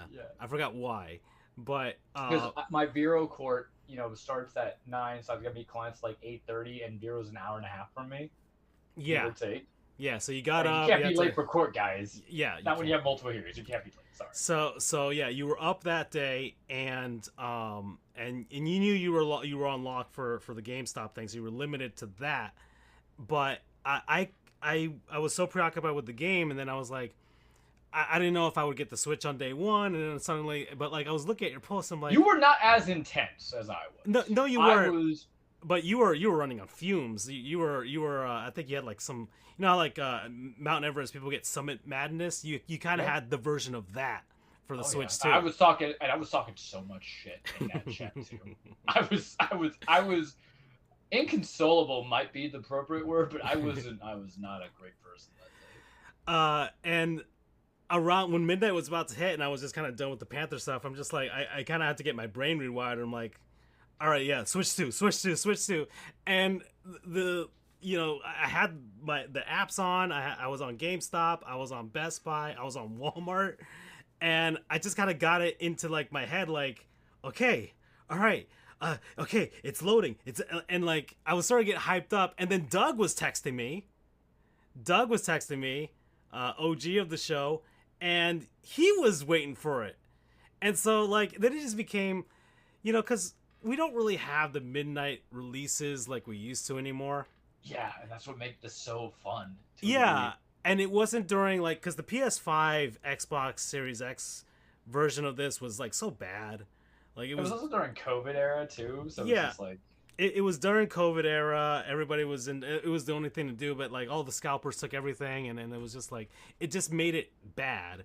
And I like the fact that Nintendo made so many Switch 2s that they kind of erased any, like anybody that really wanted one, anybody who really wants a Switch 2 or really wanted it, at least at the beginning, got it. Get it right now. Yeah, my brother-in-law walked into Target and just bought one. End of the month. My buddy got one too. Yeah. She was like, "How is it?" I'm like, "It's great. You should try to get it." And she got it. Yeah. Like just saying. I'm like, so I commend Nintendo for that one. But the night of the pre-orders, because it was going on Twitter, seeing everybody else trying to, posting their screenshots. I'm in line. And it felt like being in line, at Best Buy in 2006 on the coldest night in Palm Beach County history, waiting for the Wii to come out, getting up at 5 a.m. and waiting there with my sister. It felt like that, a communal thing. And ultimately, it was you that came in clutch for me on that night because you got it. I waited on Best Buy, I waited on Walmart, and you got it through Walmart. Yep. So you locked yours down. Your buddy, he locked yours down, right? He locked mine in the next day because that's when it was in person. Okay, he yeah. was like, let me go to my lunch break in Jacksonville, and then he was able to get it. He was like, oh hey, I couldn't get the bundle. I'm like, all right, well let me see if I can get the bundle because I wanted to save money. Right. But I was unsuccessful in getting the bundle at the 2 GameStop drops. So at the end of the day, I'm like, this doesn't matter. So then of course time passes. Then June 5th hits, day of the release and all that stuff, and I was excited because you were getting mine, but that also became a little bit of an adventure as well. But my God! So it's like the Odyssey, right? And Mario Odyssey. So I'm like, right, Charles's honesty going into it. So I'm literally like, I had to be in Lauderdale anyway for a learning conference. I'm like, this is perfect. Walmart said they're gonna have it at like 9. I'm leaving at 9. All that fun jazz. I'm like, I can do this. I'm trying to get in touch with you. And it's super early when I'm texting you. I'm like, it's like 6, 7. And I don't wake up. Yeah. I sleep through earthquakes and whatever. Like I'm knocked out. You cannot reach me at all. Well, I don't sleep. That's what people need to know. I function best at 4 hours. You give me 4 hours and 1 minute, I'm like a zombie. It's terrible. That's why I love my caffeine. So I wake up, it's like 5 already. I'm up, I'm like, all right, let's go. And I see the thing from Walmart saying, hey, blah, blah, blah, your stuff's been delivered. I'm like, oh. And I'm like, let me pop out here and go and get this man his stuff. And there's nothing there whatsoever. I'm like, what? And I'm like, the worst thing has happened. I'm like, this man who is entrusting me with his happiness, this promise, we're about to be Eskimo brothers in gaming, and I can't find it. And I look at, I don't even have the app. I'm just looking at the Walmart thing on my email, and they delivered it to the wrong house. And I don't know what's going on. I feel like there's R. Kelly trapped in the closet as I'm about to sing the song to it. But I'm like going in there. I'm like, all right. I come out. It is 6 in the morning, 6:30, and I'm in slides, and I'm wearing like a Disney villain T-shirt that I had. My pajama time, guys. Damn. My pajama time. Do you have ring camera footage of that? I don't. So, and here's the funny part of it. I'm like walking, because I didn't tell you this portion, because I had to leave immediately, go to that conference, so I dropped it off to you. So I'm there, I'm walking, I'm in slides, I'm in everything. All I need is a pack of Newports. I'm basically going to be like white, Omar from The Wire. And I'm literally there. R.I.P. My God. If anybody's seen that season 4, episode 2 episode, where he's going in and they give him honey nut Cheerios, or they give him drugs and he's just trying to get honey nut Cheerios. That was me. So I see 2 bags and I'm like, all right, that's mine. And it's like 4 houses down too. And here, when I got that package, they only have your name, but they don't have your first name. They have C. Trujillo. And I'm like, ain't nobody know my name. You know, like my neighbors within a 2-house proximity know me. I don't know what for. So I know I live in Florida, and this is how you know you live in Florida, because you learn how to ring the damn doorbell when you're entering someone's property. Because I'm not getting my head shot off, which is the alternative. So at like 6:57, I remember it. I ring on poor Matt's doorbell because I got his name after it, and he just comes out. I woke him up. He was already kind of up at like that zombie stage.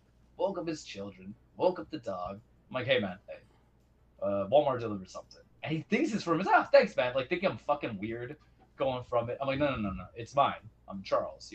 That's my name on it. Go from there. They just delivered to the wrong house. I'm sorry to wake you up. I just, but I'm not going to go on there because you have a ring camera. I think I'm stealing from your stuff.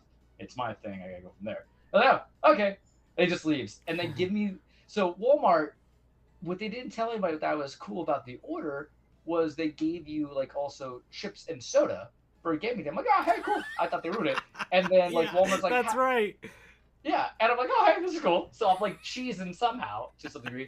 And then I'm like, all right, okay, that's neat. What else am I gonna do? And then so I'm going in and I'm just like, all right. Walmart's like, please leave a review. What did you go from there? And I don't do ratings. I think they're arbitrary and all this stuff. But really, also, you're independently contracted. So, like, the whole purpose of that makes no sense to me. But I gave my deliverer 1 star because you're talking about a $500 console and you delivered it at the wrong house where my address is clearly there. Yeah. What the fuck do you want about? What are you, high at 6 in the morning? How good is crack if you're high? Come on, man, it's 6 in the morning. So, anywho, then I go and I drive down to Francisco, and I'm like, what else is this building? So this is the first time I've actually seen Francisco in a professional capacity, because I've known this man for, like, ever. True. Like, almost going on 11 years. Yeah, we've never seen each other at work. Yeah. I mean, you guys see me, like, I'll send you stupid videos of me when I have to do my public speaking stuff when I sell out, which always shames me. But then I see him in this big brown thing looking like Alan Wake. So I come in, and there's your secretary, and she's looking at me like, who's this man? Like, dressed like a lawyer? Is he, like, opposing counsel? Because I was in my casual Friday thing, where it's everything but a tie kind of thing. And then I see the other guy that's there, I'm like, oh, I'm here for Francisco. That's all I say. Yeah. I don't do introductions. I got this bag. They're probably hoping it's not a gun or something. And, I'm like, white as hell. So they probably think I'm ICE just waiting to go get you guys for, like, helping out immigrants trying to, live in the U.S., whatever, right? I'm being petty right now. And then I see Francisco, and then take it from there, Francisco. Yeah, so obviously it was there. It was the bag out there. You made it was kind of open because you needed to, I knew you had to check the package, right? So I get that, and so like we hugged. It was a pretty tight hug. I was so happy, and you had to go. So I'm like, okay, all right, and so you leave and everything like that. And Omar, who was the guy that you saw there at the front desk, so he's in his like mid-20s and stuff like that. And so he's like, oh, who's that? I was like, oh man, that's one of my best friends. He just, oh my God, I can't. And so I couldn't wait. I had to open, like you were in the elevator. I don't know if you had seen, and we had security cameras too. So I just bailed. I wish, oh man, I should have asked for that footage. I'm sure it's erased by now, but I ripped open this package. And Omar's like, what is it? What is it? And he's like sitting down at his desk, and I lift it like Link lifting the Triforce. And I'm like, ah! I legitimately lifted it into my air like Rafiki and Simba. So I'm like, yeah! And Omar's like, oh my God! And Aisa was the Puerto Rican girl that you saw there. She's like, what is it? It's the Switch 2! Oh my God! I'm like, ah! And so we were just going crazy. We're like, this is it. And so you're like, it's happening. It's finally happening. Yeah, and like Maddie, the office manager, she walks in and she's like, what is it? It's the Switch 2! And he's like, Maddie, you don't know. I tried to pre-order it. I couldn't get it. That was Omar trying to tell her. And I'm like, I actually have it. And so then I run back to my office, and Omar's like right behind me, like, there it is. Oh my God. And then like I put it into my briefcase, and I just kind of left it there. I'm like, it's there. And I was just looking at it throughout the day. Isn't that the biggest anxiety? Just afraid that you're gonna drop it, right? So I was just looking at it throughout the day, and I'm like, oh my God, there it is. Like, I wasn't even afraid to drop it. I was just like, oh my God. And so maybe like an hour goes by, and then Omar's coming by again. I'm like, Omar, you want to unbox it? He's like, really? He's like, you'll unbox it with me? I'm like, yeah, we'll unbox it together.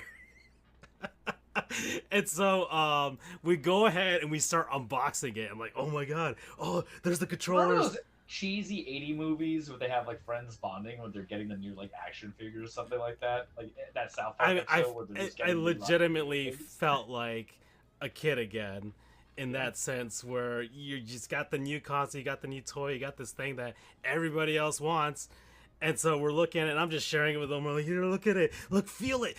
Oh my God, the screen's so much bigger. Oh, the matte finish is actually better than the Switch one. And so we're like kind of going through it. I'm like, oh, okay, all right. And so like we had it open, and like, and my office manager walks by, so I'm like, hold it. I'm like, hold it. She's like, okay. I'm like, and so I'm like, look, feel it. Do you understand?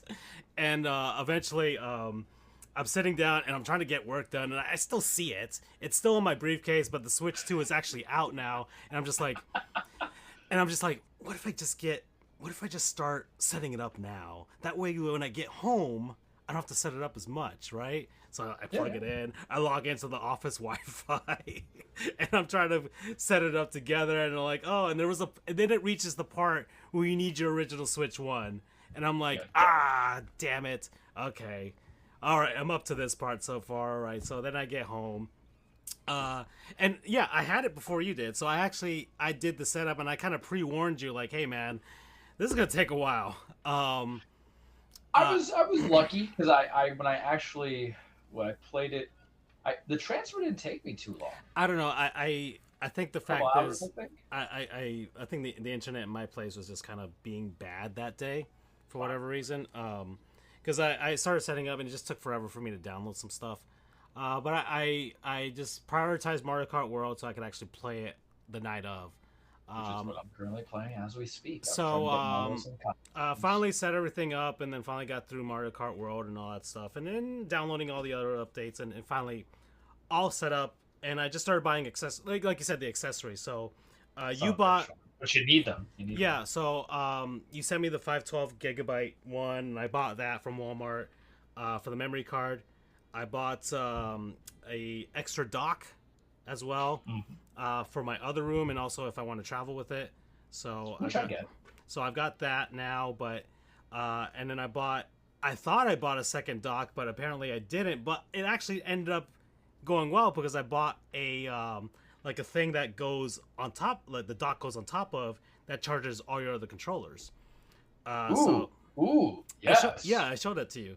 So I've got that set up. So I and like all the Switch stuff works on it. So that's the beauty about this damn console. I don't really need to buy anything different. You, of course, succumb to the Pro controller too. It's so good, the battery life, man. And the thing is, like, I'm not gonna get Joy-Con drift, which I didn't really get on the and but I'm assuming the rumble's better in this one. Yeah, I'm playing that right now. I've noticed some things. The hardest thing... I'm sure we're going to really feel it in Donkey Kong. I think that's where you'll notice it. Well, I'm going to discuss this Pro Controller because it was a hefty price. Yeah. Let's review the accessories that we've got so far. Sure. So this dock thing... We're a fandom show, everybody. So, let me find the actual name of this thing, because I actually will recommend this because it's really nice. It works for the Switch 2 controllers and the Switch 1 Joy-Cons as well. So that has my interest as I expand more shit onto it. Yeah, and it looks pretty seamless as well. It looks like it was originally part of it, which is pretty cool. Let me find the actual name for this thing, because I initially thought it was that, but it's actually a charger. But either way, I bought it and then I set it up. I was kind of disappointed. I'm like, I thought it was the second dock, but it's called Fastnail's 8-in-1 charging dock. Okay. So it can actually, let's see, it can charge 8 Joy-Cons. Okay, why is it 8-in-1? Oh, that's why. So it can only charge 4, but it has the charging for 8 different things, which is 4 of the Switch 2 Joy-Cons or 4 of the Switch 1 Joy-Cons. You kind of mix and match them however you want. So that's what it is. 8-in-1. It connects right to the dock, which is great. Bought the second dock. Get the HDMI 2.1 cables, the high-speed ones, please, because that's how you're going to get the 4K and the 120 FPS with a actual monitor that can handle it. Charles has one in Ramona. I've got one with my ultra-wide. They provide. Is there HDMI cable 2.1 that Nintendo gives you or no? Yeah, that's the one they give you. That's the one that comes with it. And if you buy a second dock, it comes with the extra adapter, the power adapter, and extra HDMI 2.1 cable, which is actually super nice of Nintendo, which they honestly don't normally do. And I mean, if you couldn't do a power dock, a good USB-C charger could do it. But it has to be at least 60 watts, because all the old ones that I had for the Switch 1 do not work with it, or won't charge it to the point where it can power on the on a monitor. So, but try it out. It actually is 120 FPS, people. I'm sure you've seen it with Mario Kart, Charles.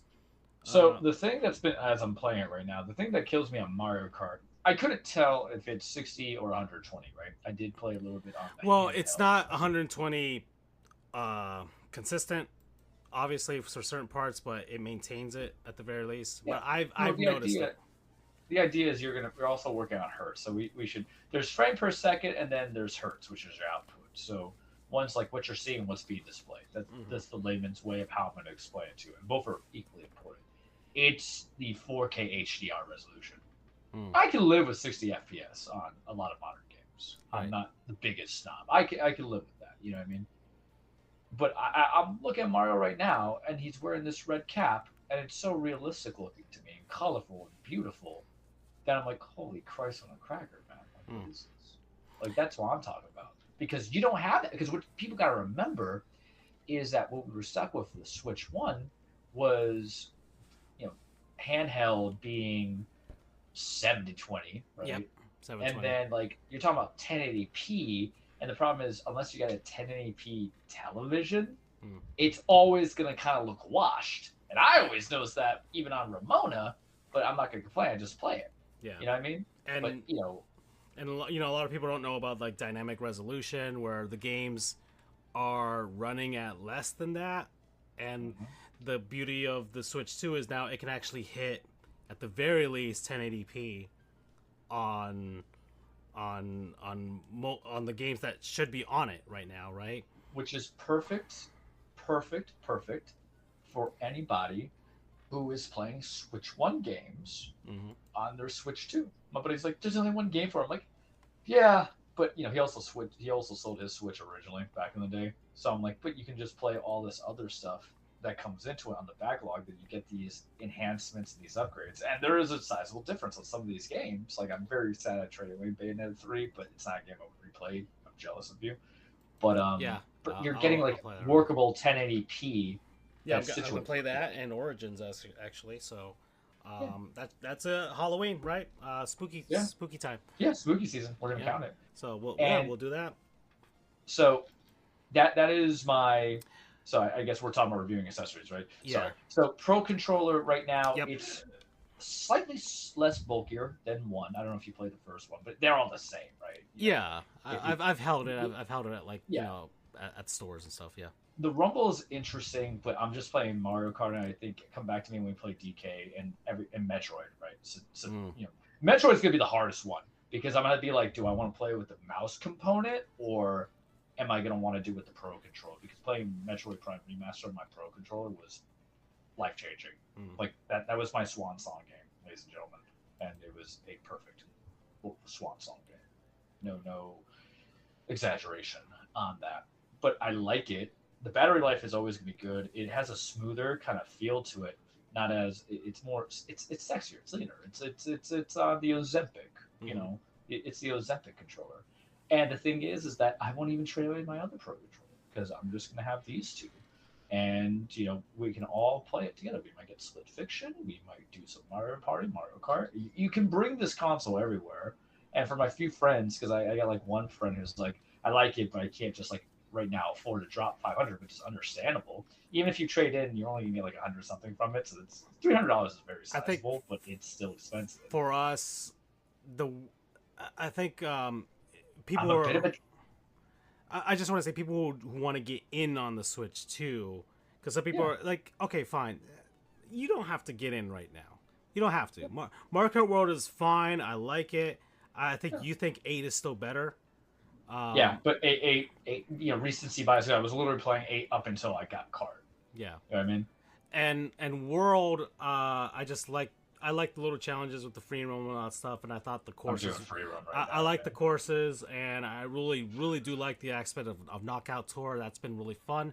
Knockout's interesting. It's actually harder against the computer. It's pretty hard, and online it's pretty insane as well. It's not a full course meal yet, but I know they're gonna make it to a full course meal. Right. That's the best way I'll describe it. And I think they're gonna add updates to it because 8 had updates all the way to the end of the Switch. That's the recency bias. I had 96 levels to choose from. Right. And playing against online people was fine. So keep going. Sorry. Oh, I think it could be faster, but visually it's more beautiful. And the thing is that you needed a change, and this was the change. So I'm thoroughly fine with it. But the thing is, like, y'all motherfuckers on the internet, 14, 15, cursing like a sailor, y'all talk too much about, like, you don't have anything for launch. I'm not here for a one-time adventure like going to Universal or Disney or Busch Gardens, which I've got to, right? That's a one-time adventure to go by. This is a console. I'm going to dedicate time to it for 5-6 years. Right. You played the long con, but people, and the thing is, in the heart of hearts, I think people know this is just they're just dumb. But that's the thing. Like in the next 4 or 5 years, I have 3 Switch games right now that I can attack if I wanted to. Unicorn Overlord, Scarlet. The thing is with Pokemon, it's not like I can't do like 10 hours of it each day the way I did like Lies of P just to speed it up, kind of thing. It's more or less like it's the game I put 5 to 6 hours in a week before bed or something like that, and listen to an audiobook because it's the way I curate it, and I enjoy doing it like that. And then I have like another game that I forgot about that I have or not because my backlog is like ridiculous, right? And then we will build when Bonanza comes out next month. Yeah. Prime's probably coming out in September near your birthday. That's like my estimation. There's other games that are coming. Or at least by spooky season. Bayonetta Origins is the other one. That's another spooky. But that's my other Switch game. Yeah, It's all gonna be good, baby. And I could buy some Switch games if I wanted to. Man. well, that's what I was also looking at, but I just wanted to make the point that for people who had the Switch 1 around that first year or first year and a half, if you've had that console, because I got the Switch 1, I didn't get it at launch, but I got it by my birthday. I got it when my grant got renewed, so that was about September or October 2017. Okay, so we both got ours around the same time. So yeah, because we attacked Splatoon. Oh, side note, guys, Splatoon's great. Oh yeah, got the update. Yeah, I got the update. And it's gonna get more. Yeah, the Summerfest is starting this weekend, I think, or next weekend, one of the weekends. Got a little erect right there. Sorry. Yeah, got new weapons, new items, and they added one more stage, and I'm hoping that they brought back Urchin Underpass. Yeah, man. yeah. So I'm hoping maybe Clinical. We can get at least one more, because I'm going to assume 4 is coming out next year. Yeah, I think 4 will come out this September, because that would give about 3 years or 4 years from when. Yeah, 3 years. Came out. Yeah, 4 years since the other one came out, which was 4 years from the first one, I think. Yeah, because I for the second one actually. Yeah. So if you got your Switch around that early period, then I say, and you really liked your Switch 1, then I would think the upgrade is worth it, because you're gonna see the actual difference. And you can still use your same accessories. You're not leaving anything back. You don't have to buy any new accessories. Actually, you can just roll the way that I'm rolling right now, which is I've got 2 pairs of Joy-Cons from the first one, and I got the one that came with this one, and I've got a retro bit or 8-bit though, actually 8-bit though Super Nintendo controller that got an update for the Switch 2 and now works with it flawlessly. So I'm set on controllers. Charles got his Pro. He's got the Pro 2 now, and he's got one, or you got two. You got the 2 sets of Joy-Cons? I have the 2 Pros. I have my Switch 2 Joy-Con.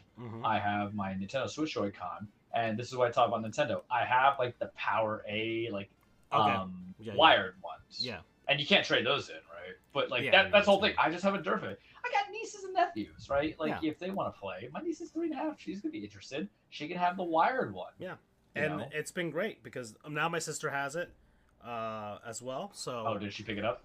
Yeah. So everybody's got it, and playing with 4 players is easy. So you're not. This has probably been one of the easier transitions from one console to another. I think Xbox was the same way, because it's the same controller. PS5 was just I think you can still use PS4 controllers on the PS5, right?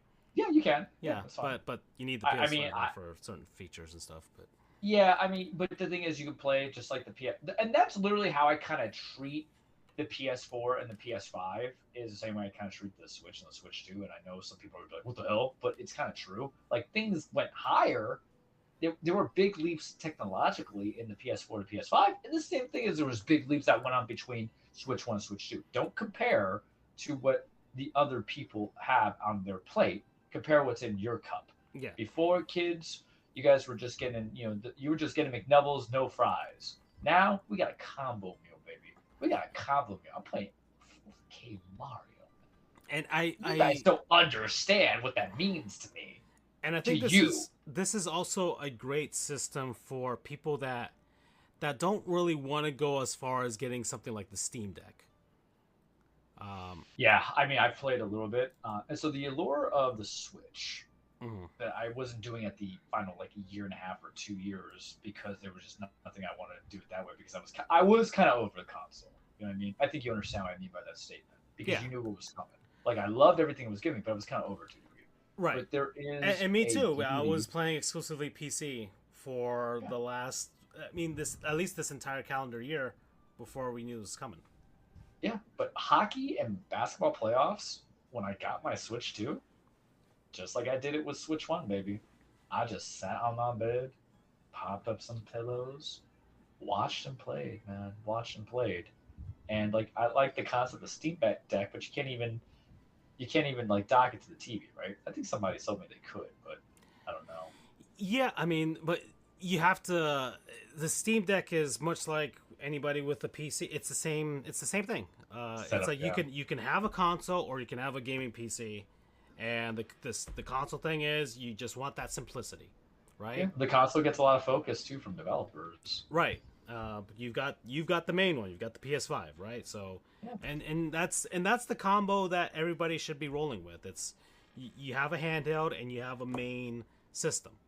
And my other thought to that, real quickly onto it, is the allure of it is that one of my buddies says, "I thought you would hold out for the OLED." I actually hate handheld gaming because it hurts my neck half the times because I was stuck with the Game Boys. These bigger screens, I'm like 1080p is fine by me because here's the truth. Even though I'm a snob, and there's no kinder way of calling me anything, but I'm a snob when it comes to this stuff. An OLED that's only projecting 1080p, what's that to me? Because it's just going to make a 1080p shinier. Right. So save the money and buy game. That's the legitimate truth. And that's probably what Nintendo thought when they made this. Yeah. You know, I'm playing a game that actually can project on my OLED television. Some people are like, "Oh, well, why do you care so much about an OLED?" And this goes back to a combo we had 3 years ago. Well, 4 or 5, and then I executed the plan of getting a Ramona.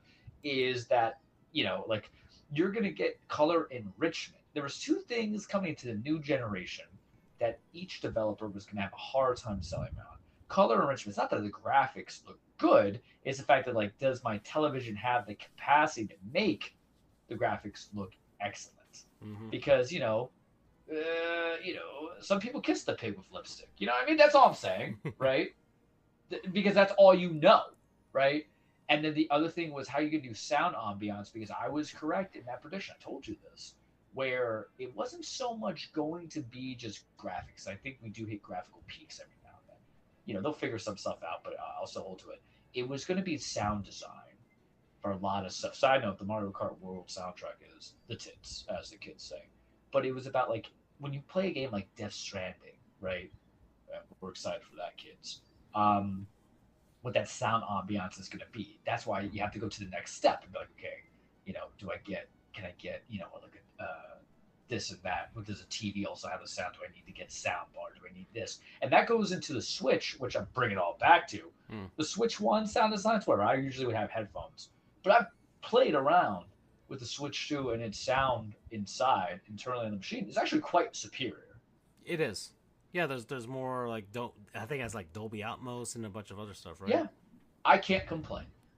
You know, so that's the thing. It's like this has a luxury where now I will play more handheld. Not so much in the summertime, because why?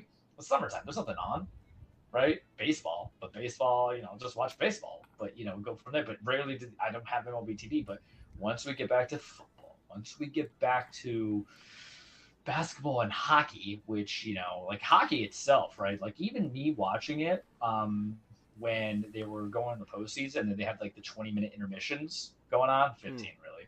But I was like, all right, I'm just gonna play dedicatedly to Mario Kart. It's gonna, like Francisco said, it is a good alternative for people who want a handheld and then a console as well. And the good thing is, like, you know, it's not the sexiest components that you have. It's a strong enough machine, but if you have a multi-tier console, then you're probably going to buy the bigger games on PS5. If you want something that's convenient to go, and if you have traveling jobs, and Francisco and I are going to have traveling jobs, then it appeals to me because I can just do a couple hours of my deck. The battery life I'm still playing with because you know what the problem is, man? I keep it docked all the time. Yeah. So I can't like gauge it. And I don't have any trips coming up yet. I might have to go to Massachusetts for wedding prep. Love you, Ben. You know, it is. I'm just grumpy. But we'll see. But you have to get the accessories. So back to the accessory stuff. Sorry, we went off the beaten track, but you have to give a review. I mean, this is something we've been planning for 2 years. I have to give you an honest review. Yeah, I mean, this is kind of like our first impressions of the Switch because we're 3 weeks into it now. Essentially, feels like a lifetime. 3 weeks into it, I think I've tried some of the enhanced games already that were the Switch ones. So I played Mario Odyssey just to see what it's like. I'm tempted. I'm gonna pop up. I gotta go to the moon. I don't want to restart a new game. You'll see the difference. You'll see the difference for sure. It is incredibly noticeable. The resolution for sure, and I think they did add some higher res textures because it looks great. It looks like it. Like if you if you had to tell me it was a Switch launch game, a Switch 2 launch game, I would have believed it. I mean, I don't think I've ever replayed. Well, that's actually a lie. If you look at my whole Super Mario 3D World stuff, but not 3D World, but whatever, all Superstars. Yeah. But I don't think I've like replayed a Mario game on the same console that wasn't 8 or 16-bit. Right. Same console is the whole thing, but I'm kind of like stereotyped. If I get free time, the upscaling, yeah. I mean, it's nice to just kind of look around and see. Oh wow, okay. So just to see some more detail like that, and it's good for like my sister because I'm I get 120 FPS on it. Because we have the family account, and now they have like this virtual card thing that they do, which is basically like okay, which is so. Thank you, Nintendo, for that. Yeah, some people don't see it, but like you have siblings and stuff like that. So she's got Mario Odyssey loaded on her Switch or Switch 2, and now can play it. So, and it looks good. And now she's gonna get the experience of Mario Odyssey in 4K, which I'm kind of jealous of in that sense. But tried that. Obviously, tried Splatoon 3, and we noticed the difference right away for that one for sure. Yeah. Especially when you get the dynamic. And if you notice the download size of that, it was a few gigabytes. So they really did put in some work for that one. Yep. Obviously, I'm waiting for Kirby and the Forgotten Lands because I've played it, but my sister has it, and I can borrow the cartridge, and I'll pay for the update. Literally, my bigger regret is I traded in because out of all games, getting something, I would not have seen Kirby because I thoroughly enjoyed Forgotten Lands. I gave it an 8, right? Mm-hmm. Maybe a 7.5, but 7.5 on a Kirby is like essentially 8.5. It has the Sonic logic in there, but yeah, it was cute, man. Yeah, I need happy games. So I'm ready. I'm waiting for that. I'm not gonna buy the Zeldas because I thought about it too. Yeah, and we've kind of gone over like, can we go back to Hyrule, because that was such an experience that I don't want to piss on it. Yeah, basically. I'm ready for Hyrule Warriors. That'll be my way of returning to Hyrule. I actually might pick up the definitive edition that was on the Wii U. They got bumped. The first one? Yeah, the first one. Yeah. Because I never touched it. Especially... I played it with a buddy at his house, but not past that. It's fun. It's a fun game. I never thought of buying it but I think it did get, that one also got a big boost. It got an enhancement as well. So that one got an enhancement. What else have I? I haven't played Bayonetta yet. I haven't played. You have Zelda Echoes of Wisdom. No More Heroes 3 got an update, but you played the PS5 version, so yeah, like that. You're gonna love it though on the Switch. Like, you can just get on the PC though. Like from what I mean I could, but I already have it, and the enhancements are basically like just the frame rate, which is the whole thing. Frame rate is everything. Yeah, frame rate is everything, and the people. When it goes back to people on and No More Heroes is a stylized game where they knew exactly what kind of game they were making. It's kind of like a B movie game, and that's the entire point of it. So the enhancements, like, they're never gonna make Suda51's never gonna make a game like that's a AAA quality for that. He lives in that sort of spectrum of a B movie, a B game. So, and that's why we like it. Let's see. Have I tried anything else that was enhanced? I'm not sure, but I was anticipating you doing Echoes of Wisdom because I heard I haven't because I can't beat Mario and Luigi. I'm so sorry. I felt like I dodged. Oh my god! I can't believe I can't beat this game. It just won't end. You're unhappy with it too. I can't. I can't bring myself to play another Switch game until I beat it. I understand that. I'm going on another trip tomorrow. I'm going to Baltimore with my dad. We're going to a baby shower. You're going to the game? We're going to go to an Orioles game, but at the same time, we're going to a baby shower. So I'm kind of killing two birds with one stone with that. And I'm going to once again put in another couple hours in Brothership and see if I can just get this game over with. Because I know I'm within the last 5 hours of this, but it won't end. I would have ended this game. Complaining about Lias at P. I would have ended this game 10 hours ago. Actually, I think it's the weakest Mario RPG that I've played so far, and a lot of people, shit on 12 on Paper Mario Sticker Star or Color Splash on the Wii U and the 3DS, but I actually thoroughly enjoyed those games, and I just can't get through this. I don't feel it. Gaming system. We're gonna have to do the gaming reviews too, because you and I played a lot of games. Yeah, we did actually. We let's see. I mean, we're almost hitting the 2 hours here, and we haven't even talked about wrestling or anything like that. Wrestling next show. I gotta catch up on a lot into it. There's a lot to catch up on. We already talked about the Cup, and we're talking about the Switch 2 today. I did not get Super Smash at WrestleMania, to which I forgot it, like SummerSlam, guys. Be proud of me. Yeah, and then next episode we'll talk about the games that we've played so far this year. You are probably gonna try that thing from Wendy's, I'm assuming. I did try it. Oh, all right. I did try. I sent you the pictures of it, the video. I didn't see it. Oh, I didn't see it. Actually, let's. Because you told me wait for the show. Oh, okay. Let's do it now because I think this is our Switch 2 review. So far, I think if you, it's not absolutely necessary for everybody. Mario Kart World is fine. I like it. I think it's fine for anybody that likes Mario Kart for sure.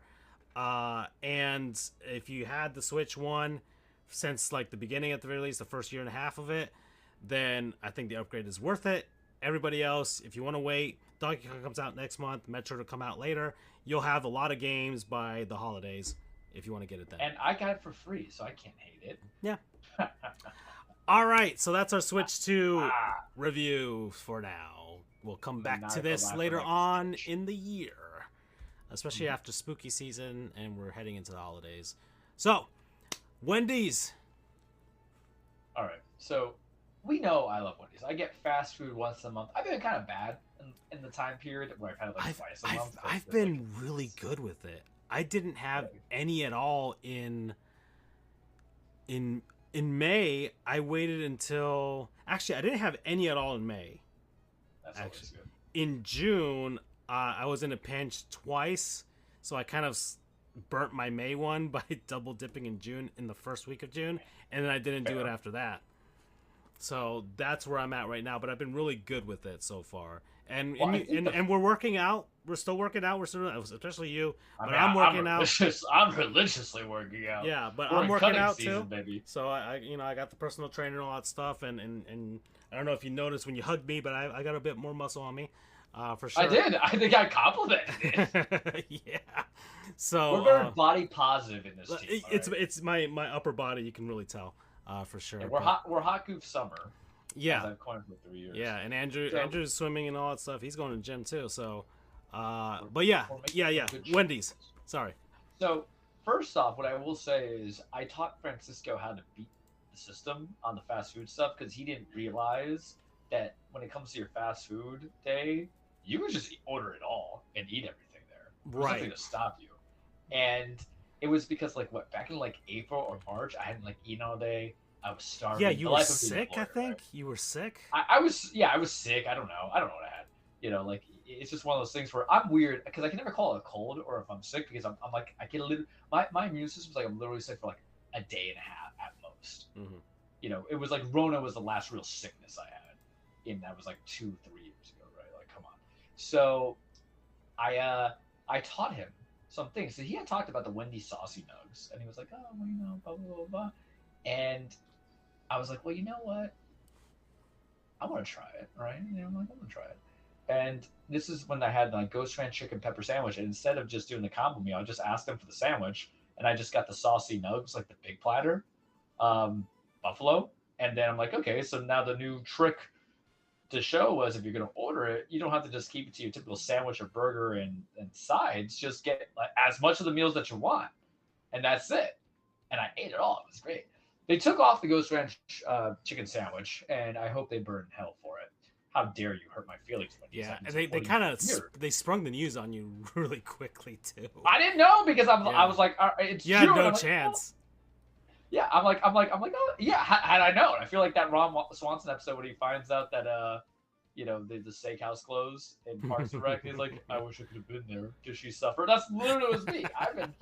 The Ghost Ranch chicken pepper sandwich is one of my favorites. It's the second greatest chicken sandwich I've had, aside from Frank's Red Hot that I got from Checkers that I still think about. Like, yeah, I don't know, man. Like, the basis of why when we get the money, we're gonna start a Checkers we're franchise. bringing Checkers, yeah, and I'm gonna bring it back.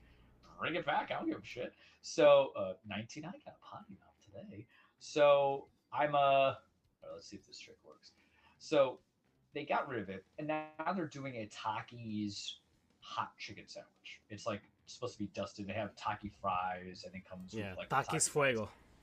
I don't care much about Takis because they're kind of crunchy, too crunchy. Yeah, I've never like if you had a choice, right? Would you choose that? Yeah, hot Cheetos or the spicy Doritos, or like what would you go after first, right? Yeah, it's always the hot Cheetos, man. Like, you know, hot fries, hot Cheetos. There's no doubt. But whatever, it's a new fad. It's a new craze. You know, every kid in middle school got big. My nephew loved it. I'm like, what's so special about it? And I tried it. I'm like, it's okay. It's too crunchy. And you know, the dust is good. Like, I will always evaluate the dust on any kind of chip, right? But I'm like, okay, but still. So anyway, they get it, and I look at the picture. I'm like, good, this looks entertaining. I gotta try it, man. I gotta try it. So I got it. I tried it, and I don't hate it. You know, I got it because the thing is, I'm comparing it with God, right? Like, what am I supposed to do? You know, that's the hard part. You're comparing it with something that is unreasonable. Yeah. And mind you, Charles has tried. You've obviously had the double down. I've had a double down too. I love the double down. Yeah. My God, dude, why is that even legal? I mean, it shouldn't be illegal. I mean, they got rid of the double down, which is, you know, they could. I can send them the doctor bill. Yeah, I'm gonna need a double down when I'm feeling up, man. Yeah, you had the KFC Cheetos, right? So you had that. That was like the first famously thing that we sent you to do. Yeah, I had the nacho pimento from Wendy's, which I didn't care about. I tried the what was it? What did I try at Taco Bell? Oh, the Cheez-It, the giant Cheez-It crunch. Yeah, I missed out on that one. I was like, you know, I'm glad you missed it. I gave you the review for that one. It wasn't. It was review odd. Pro was very heavy in our lives, guys. I haven't seen him in a bit, actually. I probably should get back on that. He died of food poisoning from all this stuff. He's up in Central Florida. He's still doing his thing. We criticize his reviews in that sense too. As we, so you tried that. What else have you tried? The Pizza Hut Hot Honey. You know, I missed. Did I miss that one? It was not bad. I was in Miami when that was going on, and I know that even in Miami they do the Pizza Hut shit 13.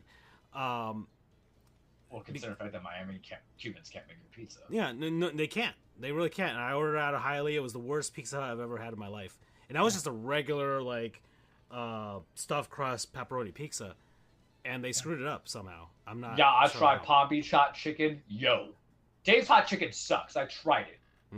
Y'all just want spicy with no flavor. Palm Beach hot chicken has a lot of flavor and spicy, but I can taste that chicken. Just saying. So yeah, we tried a lot of stuff. And remember, I was also on like the Oreo and Pop-Tart binge. I went on this journey for you guys, like the two people, Freddie and BU, if you guys are still alive and kicking, and all the other people. I had the loaded Oreos recently. Tell me about this. Oh my God, is it good, Charles? Remember, I live in a shack because I'm so routine that I'm not a danger to myself. The loaded Oreos was just the Oreo cream filled with Oreos inside of it. I know which one you're talking about. Yeah. I have misgivings on it for reasons. Because I think I need diversity, but I also cookies and cream is my favorite ice cream, and there's no other superior one. But if it's kind of like that same combo in that same vein, then you have my attention. Oh yeah. I thoroughly enjoyed it for sure. But yes, so the Taki itself. So now the sandwich. So, all right, I'm going to talk to you about it because it's a paired combo, right? You get the Taki. So I've got the I've got it up here on the screen here for the video version. But yeah, Takis. So the Taki, I have the Taki bag still out there, somewhere. But the Taki fries are stellar. I'm not even going to play. They're dusted fries. Have kind of a melted butter kind of taste to it. And I was excited for it because my buddy put me on. He's like, listen, I had them. They're good. I'm like, all right, fucker. Let's try it, right? 20. So I'm like, I had it. I'm like, oh man, these are so good. Because dusted fries, because Wendy's fries are the weakest out there. You know, Burger King can be agree. too. Yeah, I think Wendy's fries, like if they could like leave them just a little bit more, I think they'd be more solid. Yeah, it's just like what's up, but something is another 30 seconds, and they actually might be legit. I think. Yeah, but the thing is, like, you know, and I'm a creature of habit. When I go out to eat, I gotta start with the sides. When I go get fast food, I gotta start with the sides, right? It's just who I am as a human being. So I go with the fries, and they're good. They're a heavy bag, man. They almost like kind of like Five Guys in for a second. So taking a bit. I'm like, okay, this is good. This is great. It's not hot enough, but it's tasty. I'm in love with this. Like I can go with this. But at the very bottom of the bag, be warned, is where all the dust and the oil kind of accumulates. Yeah. Ooh. Yeah, okay. Accumulates. So I got one motherfucker, 21, and I put it in my mouth, and that was just all dust in my throat. Call me Jenna Jameson because I took it. I was like, oh my goodness, man. I was were you gagging? Did you gag a little? I was coughing. So I'm like, oh shit. I'm like, what? I'm like the Idris Elba kind of thing. I'm like, what is just happening right here?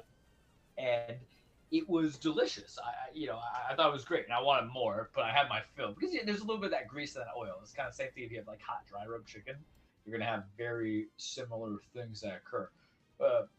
10 out of 10 fries. Like if they kept that permanently, I'm like, I can get that all the time, man. Like I'm not playing. I'm straight up. I think dusting on. I think our fries in America has gotten soft, and you guys don't want to do anything sexy except say, hey, I got fries in the bag. I love seasoning fries, man. I know, and I need diversity. I love seasoning fries. Like that's the one criticism every time like we're making like cookout food, that type of stuff. Yeah. Like I like put some stuff on those bad boys, man. They're too reliant on Dunkin' shit. Yeah. Yeah, I love seasoning fries. It's a game changer. I don't care what you do, and that's also shout out to Palm Beach Hot Chicken because they have the seasoning, but they also I think they have a Parmesan glaze on their fries. I'm like, this is stellar. That is just brother. You gotta try it. I love it. And, where is this place? Hold on, where is this place? Palm Beach Hot Chicken's got to be around here. It's one in Fort Pierce, so Derek and I are like, I'm like, I want to try it. And they don't just do this is my non-sponsor right here, right? Yeah, we're gonna give you one on the screen. Yeah, let's go. It's not just like fried chicken; it's just fried food. So you get fried chicken, Palm Beach Hot Chicken. Let's go. Yeah, you get snapper, you can get catfish, you get conch fritters, you can get gizzard. And I lived in Polk County. I had catfish. Let's see. It's good. You're right down the street from my office. Oh, no, wait, cheap. No, wait, hold on, wait. Maybe I was looking at the wrong one. Palm Beach Hot Chicken and Seafood. It's got a rooster that's on fire. Yeah. Okay. Better than Days on Fort Lauderdale. They got one in Fort Lauderdale, folks. So Fort Pierce is getting one. They opened up the Fort Pierce one. Okay. That's where I got it at. Okay. They call it Palm Beach Hot Chicken. They don't got one in Palm Beach. Are you kidding me? I think there's a couple. I don't know. I'm looking at the website. I just see Oakland Park and Fort Pierce. Unless the website's wrong. The website has not been updated because I was vetting it because I looked at DoorDash. I'm gonna go on Google for you. All right, make your life easy. Yeah, we'll go look on Yelp. I just see Oakland Park. I don't know. They like Jaws Hot Chicken. I don't know if it's a licensing rights that they got going on. I have no idea. The big rooster, it's there. I'm not sure, but fine. Well, go ahead. Just keep going. So it's the prices are reasonable. So for $12, and they got fried okra if you want okra. So for $12, it came. I got because they have the hot rubs, right? So you get medium hot, blazing. You get a little bit lower and mild. I got one was a sandwich, which was a slider. One was a big ass chicken tender, and it was huge. I sent you a photo of it. I was in love. And you get a soda and you get a side for $12.99, and then you could buy pies and stuff, right? So. I'm just trying to Palm Beach. I'm going to go Palm Beach Hot Chicken. What do you got? PGA? I'm on Palm Beach Lakes, but I don't know, man. Maybe it just might be the name, and it just happens to be. There's one 3101 PGA Boulevard in the J205. That's by you. Okay. Well, not by me. I'm on Palm Beach Lakes, but yeah, close enough. Yeah. All right. Either way, let's go. So anywho, so like yeah, the price is right. I'm looking and at then the menu. So yeah, the price is just, like it's legitimately that price. Like Derek had 3 wings and 3 snappers with the fried okra and the $6.99 fries. for 3 wing. Okay, 10 wings for $13.99. Yeah, You got a 10-piece buffalo wings. You can get a 50-piece for $40. Wow. Yeah, yeah, but they are legitimately there and they're cooked right, and you can tell when it's bad fried food because it's overly crunchy, or it's not. It's too watery, right? It's soggy. Like you can tell it's been in the freezer for a bit. Not here, man. Not here whatsoever. But so this is how legitimate they are as a fried food point. Their wings, they don't toss them in sauces. They'll bring you a sauce on the side. They're more about the fried food, the seasoning. But then you can get the Memphis, like the kind of like Nashville and Memphis rub, if you're a connoisseur, on your chicken sandwich or your chicken tender. So I eat the sandwich. It's a slider kind of sandwich, so it's a perfect. I'm like, it's good. It's got a little bit of kick, but I'm like, fine. And then I look at the big old tendon, and I'm like, all right. I grab it with my finger and I lightly pull it, right, and it ripped off. And I just chuck it off like I'm in trouble. And I see all this funny because that means it's cooked, and that means the moisture stayed in. When I can rip it with my fingers, without like having to go with my teeth or cut it in. And then like I got an orange soda because I went pure Charles in 1999, 2000. If you're gonna give me hot stuff and orange soda, right, fried chicken, all that. So and I had some of my buddy's okra. Okay, I need this. So I take a bite, right, and I take a couple bites. And then my mouth just goes, dude. Like I'm like, oh no. I'm sweating because like Dave's hot chicken is very much the same, but you don't taste the flavor of the juice of the chicken and the meat. It was just all the hot, and then it destroyed my colon immediately afterwards. But like I'm taking a bite out of it, I'm like, oh, this is good. This is good. The lip sweat. I got like the eyebrow going in, and I open up that orange soda, and I just started drinking. I'm like 3/4 of the way in, but I got through half of it, and then I'm like, all right, man. I can do this. I can finish it. And I finished the other half and go from there. And I didn't blow up the toilet. We were very happy. It was God's gift to mankind. Economical, affordable. You would love it. You like fried food. I think by you they call it Jaws Hot Chicken, Palm Beach County, but they're probably in a rename. And there's one 1258 Palm Beach Lake Boulevard. I'm trying to find it. I'm trying to find. Is it the same menu? Did you check? Yeah. I'm looking at it right now. It's like the menu. Yeah, because they got the catfish, a chicken burger, tender blazing. They got tender combo 1, tender combo 2, tender combo 3, 3-wing dinner, 10-wing flight. Actually, no, maybe it's not the same. I don't know, man. Like, that's the problem. I could give it a shot and see if they're comparable. Yeah, and sometimes I have to, like let's endeavor you to be that person. But yeah, Palm Beach Hot Chicken promo code hot. But yeah, so I eat a lot of weird stuff for us. So I went for the Wendy's. And this fries are stellar. This was the problem with the chicken sandwich, and I think the sin that I committed is the holy sin that I told all you foodies like myself never do. Never go for fast food at like 8 at night because you're just going to get the end of play stuff. And I'm going to revisit it in July, but it is more like crusted as opposed to dusted, meaning a central part of the sandwich has all the stuff in there. And it's like the Takis and then like the little like cheese that they have in there. But I tasted more of the general chicken breast or the chicken sandwich that's in there first until we get to the middle, which isn't bad. Wendy's makes a mighty chicken sandwich. No, I've always the ratio of the actual meat that you get at Wendy's is probably better than the other two. For sure, especially since Burger King got rid of the King. Well, I mean that was probably a blessing, Chris. We were eating the King too much. Yeah, we were getting fat. We were getting fat off of that, man. I'm just 2021, baby. Woo. Yeah, we especially when there was a spicy chicken, and I was like, I need that in my body. We were putting in some work, man. We were putting in some legitimate work. Before that inflation hit. Yeah, because brother, we were doing it. So yeah, so I made the sin, right? I made the sin of doing that. So I'm gonna revisit it. I'm gonna revisit it. Okay. But when we did get to you gotta do it. What I always tell you guys, 6 p.m. I haven't burnt mine for this month, so You can try it, right? Well, actually, no, I did. I did. I can go into July with it. I'll go into July with it. Yeah. Well, the thing is like, you're win-win situation anyway, because the hot, if it's actually the way it's conveyed, is in the middle, as opposed to, I'd rather take a full press dusted as opposed to in the middle, but you can't go wrong with it, right? You can't. So my review of it, Wendy's Takis, is 6.5 out of 10 for the sandwich, 10 out of 10 for the fries. Remember, fast food purposes, 6.5 is perfectly fine. 6.5 is actually great. 6.5 means I'll order it again. Because if you look at it, it's like demonstrate that, but doesn't pour over to the edge. Your philosophy is you can't have anything more than an 8. You can't have it as a 10. So let's just eliminate the 9 and 10. And you're really putting it at an 8. And I understand when people say it's like, Charles, that's illogical. But I'm like, yeah, but it kind of makes sense for those who eat fast food. Yeah. Because if I'm paying $10 or if I'm giving something a rating of a 10, and maybe I'll reclassify. Say, hey, it's just really good. I recommend it. But it kind of defeats the purpose because fast food's just getting as expensive as a real meal these days. Yeah. And I'm not going to tell nobody, like, don't go for McDonald's when you just get Chipotle at the same price. Chipotle, I'm in my Fort Pierce office. I have one right there. Have you been tempted on doing some of these new Frosty combinations that Wendy's is doing now?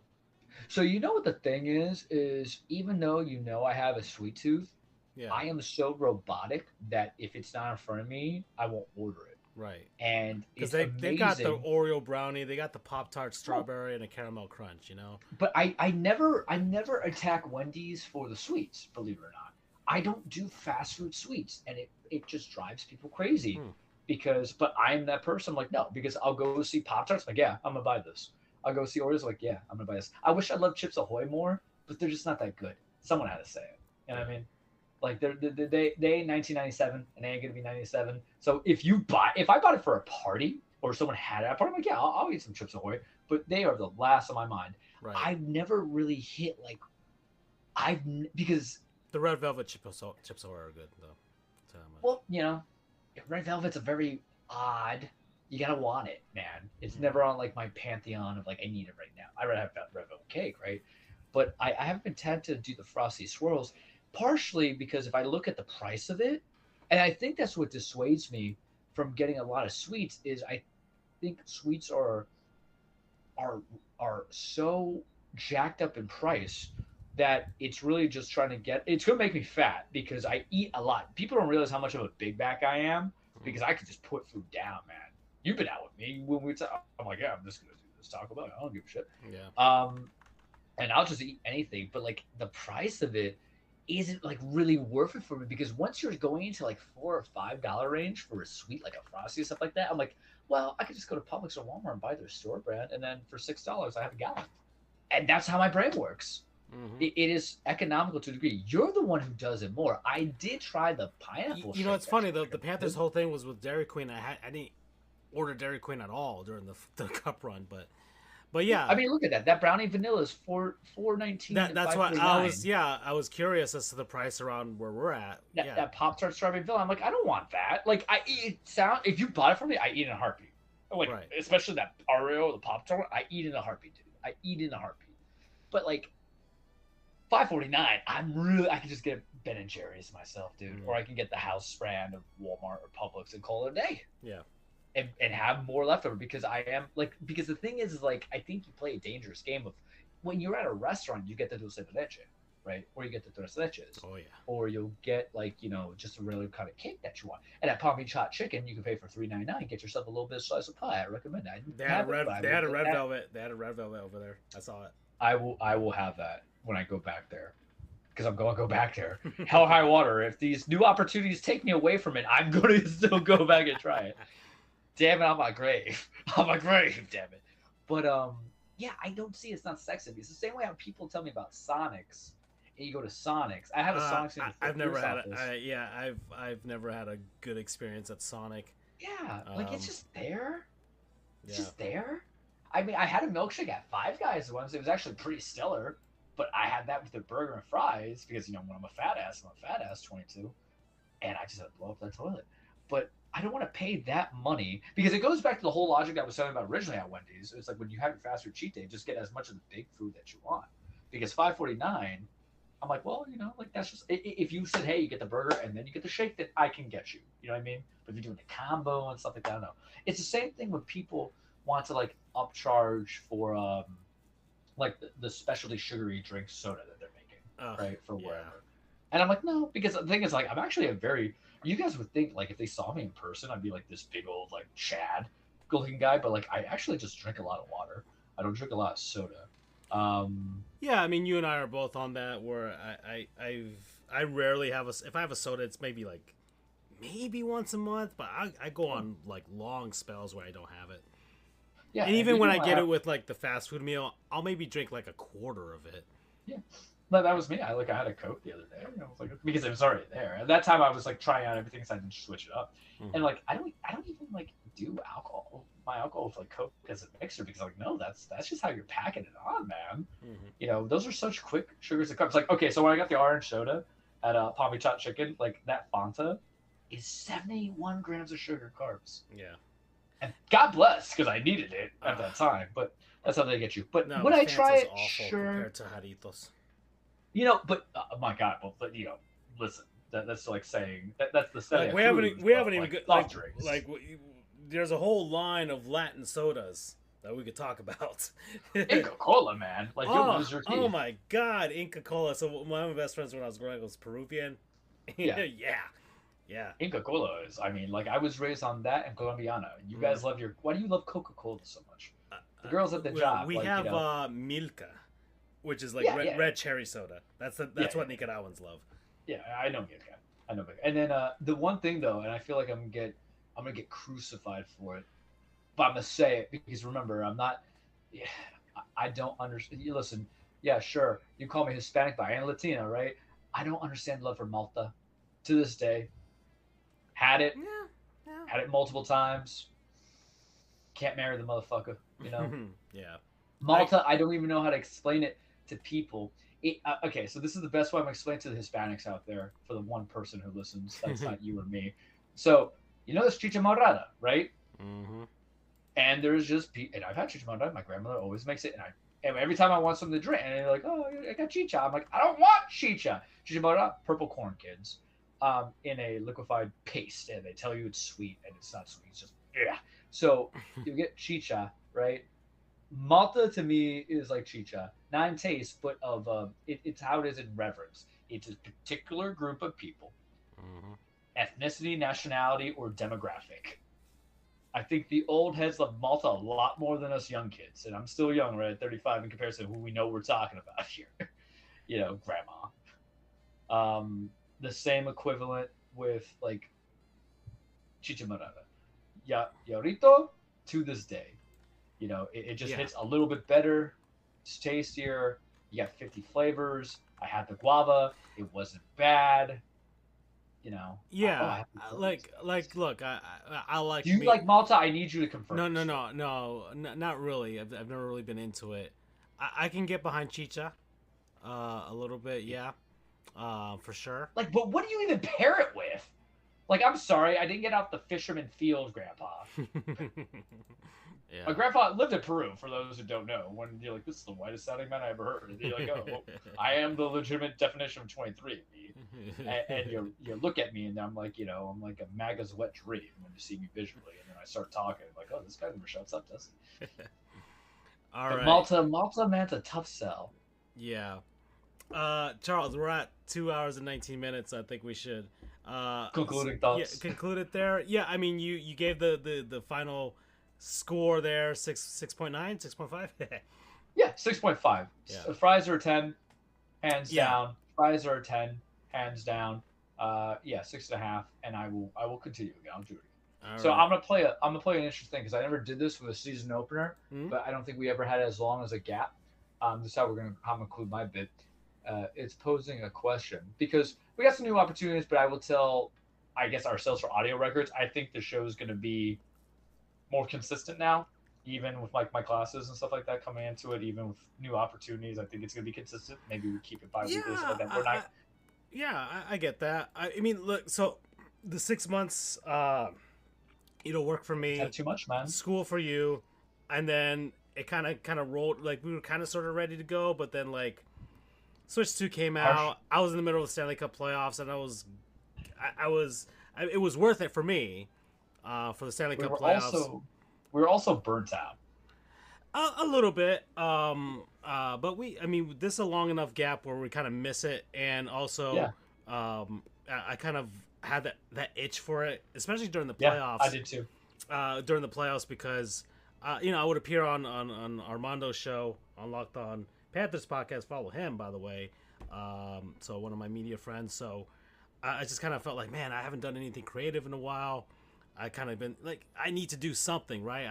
I already built my PCs. I was done with that. Like, I didn't have a thing, and my studio was kind of commandeered for the time being, and I actually finally have a shot to use it again. And the playoffs completely occupied my time, where I'm just like, man, I would really like to expound and do this. And now we're back, and I think we came at a good time. Off the cup win. Switch to we have like 6 months worth of stuff that we want to talk about for sure, and then run up to baseball. We're gonna get to the All-Star break and the trade deadline, because your team's in it, my team's out of it, and might give you some guys as well. So I also have to catch up. No Garrett Cole, but we have a freed FAP. Yeah, the freed FAP. We didn't even talk about that. We can talk about next show. Yeah, this is the relaunch, but the thing how I'm going to end my portion on, and then we go on, is posing a question. Now that we're back, sorry kids, we ain't dead yet, baby-ass kids, we don't die, we multiply. What is the focus that you want to do? We've always tailored about it, so this is will you be your closing segment. What do you want the future or the vision of Sports Goofs 207 to look like? Well, I mean, now that you've had time to refresh and see. At this point, it's never been about it being a sports show exclusively, at least at this point anymore. At the beginning, a fandom show now. Yeah, and I actually like that better as a description, right? A fandom show, not just about sports, but about gaming and TV and movies. Because I've been watching more movies this year, and you know that.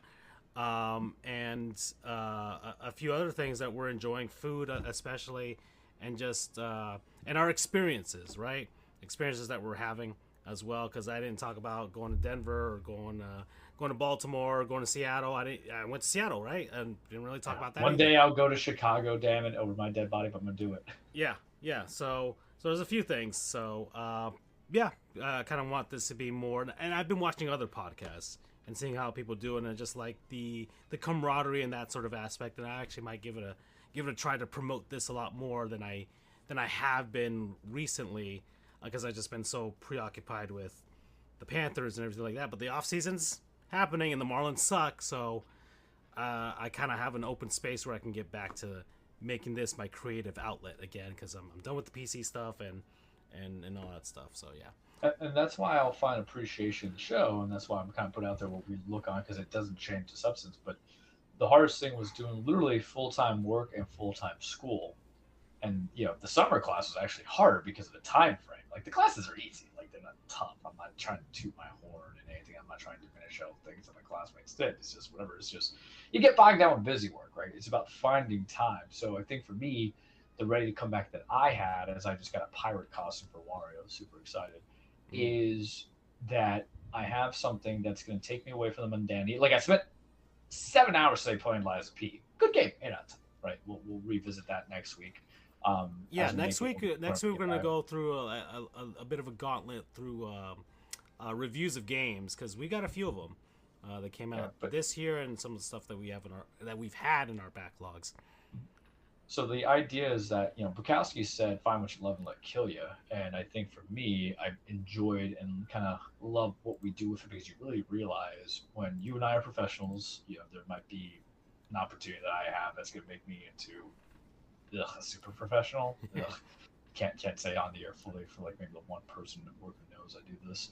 But you really kind of, I think this allows you to kind of take off your mask a little bit in the professional world, and then your individual identity, and just kind of be yourself. And what I would say is, I encourage people, there's an oversaturation of podcasts and everything, but just stay tuned, follow, and do your own thing too if you guys are interested in it. Mm-hmm. All right, so we're going to leave you at that, and we'll see you guys next week, and we'll see if Andrew will be on to talk about what he's been doing as well. So, bye, everybody. Take care.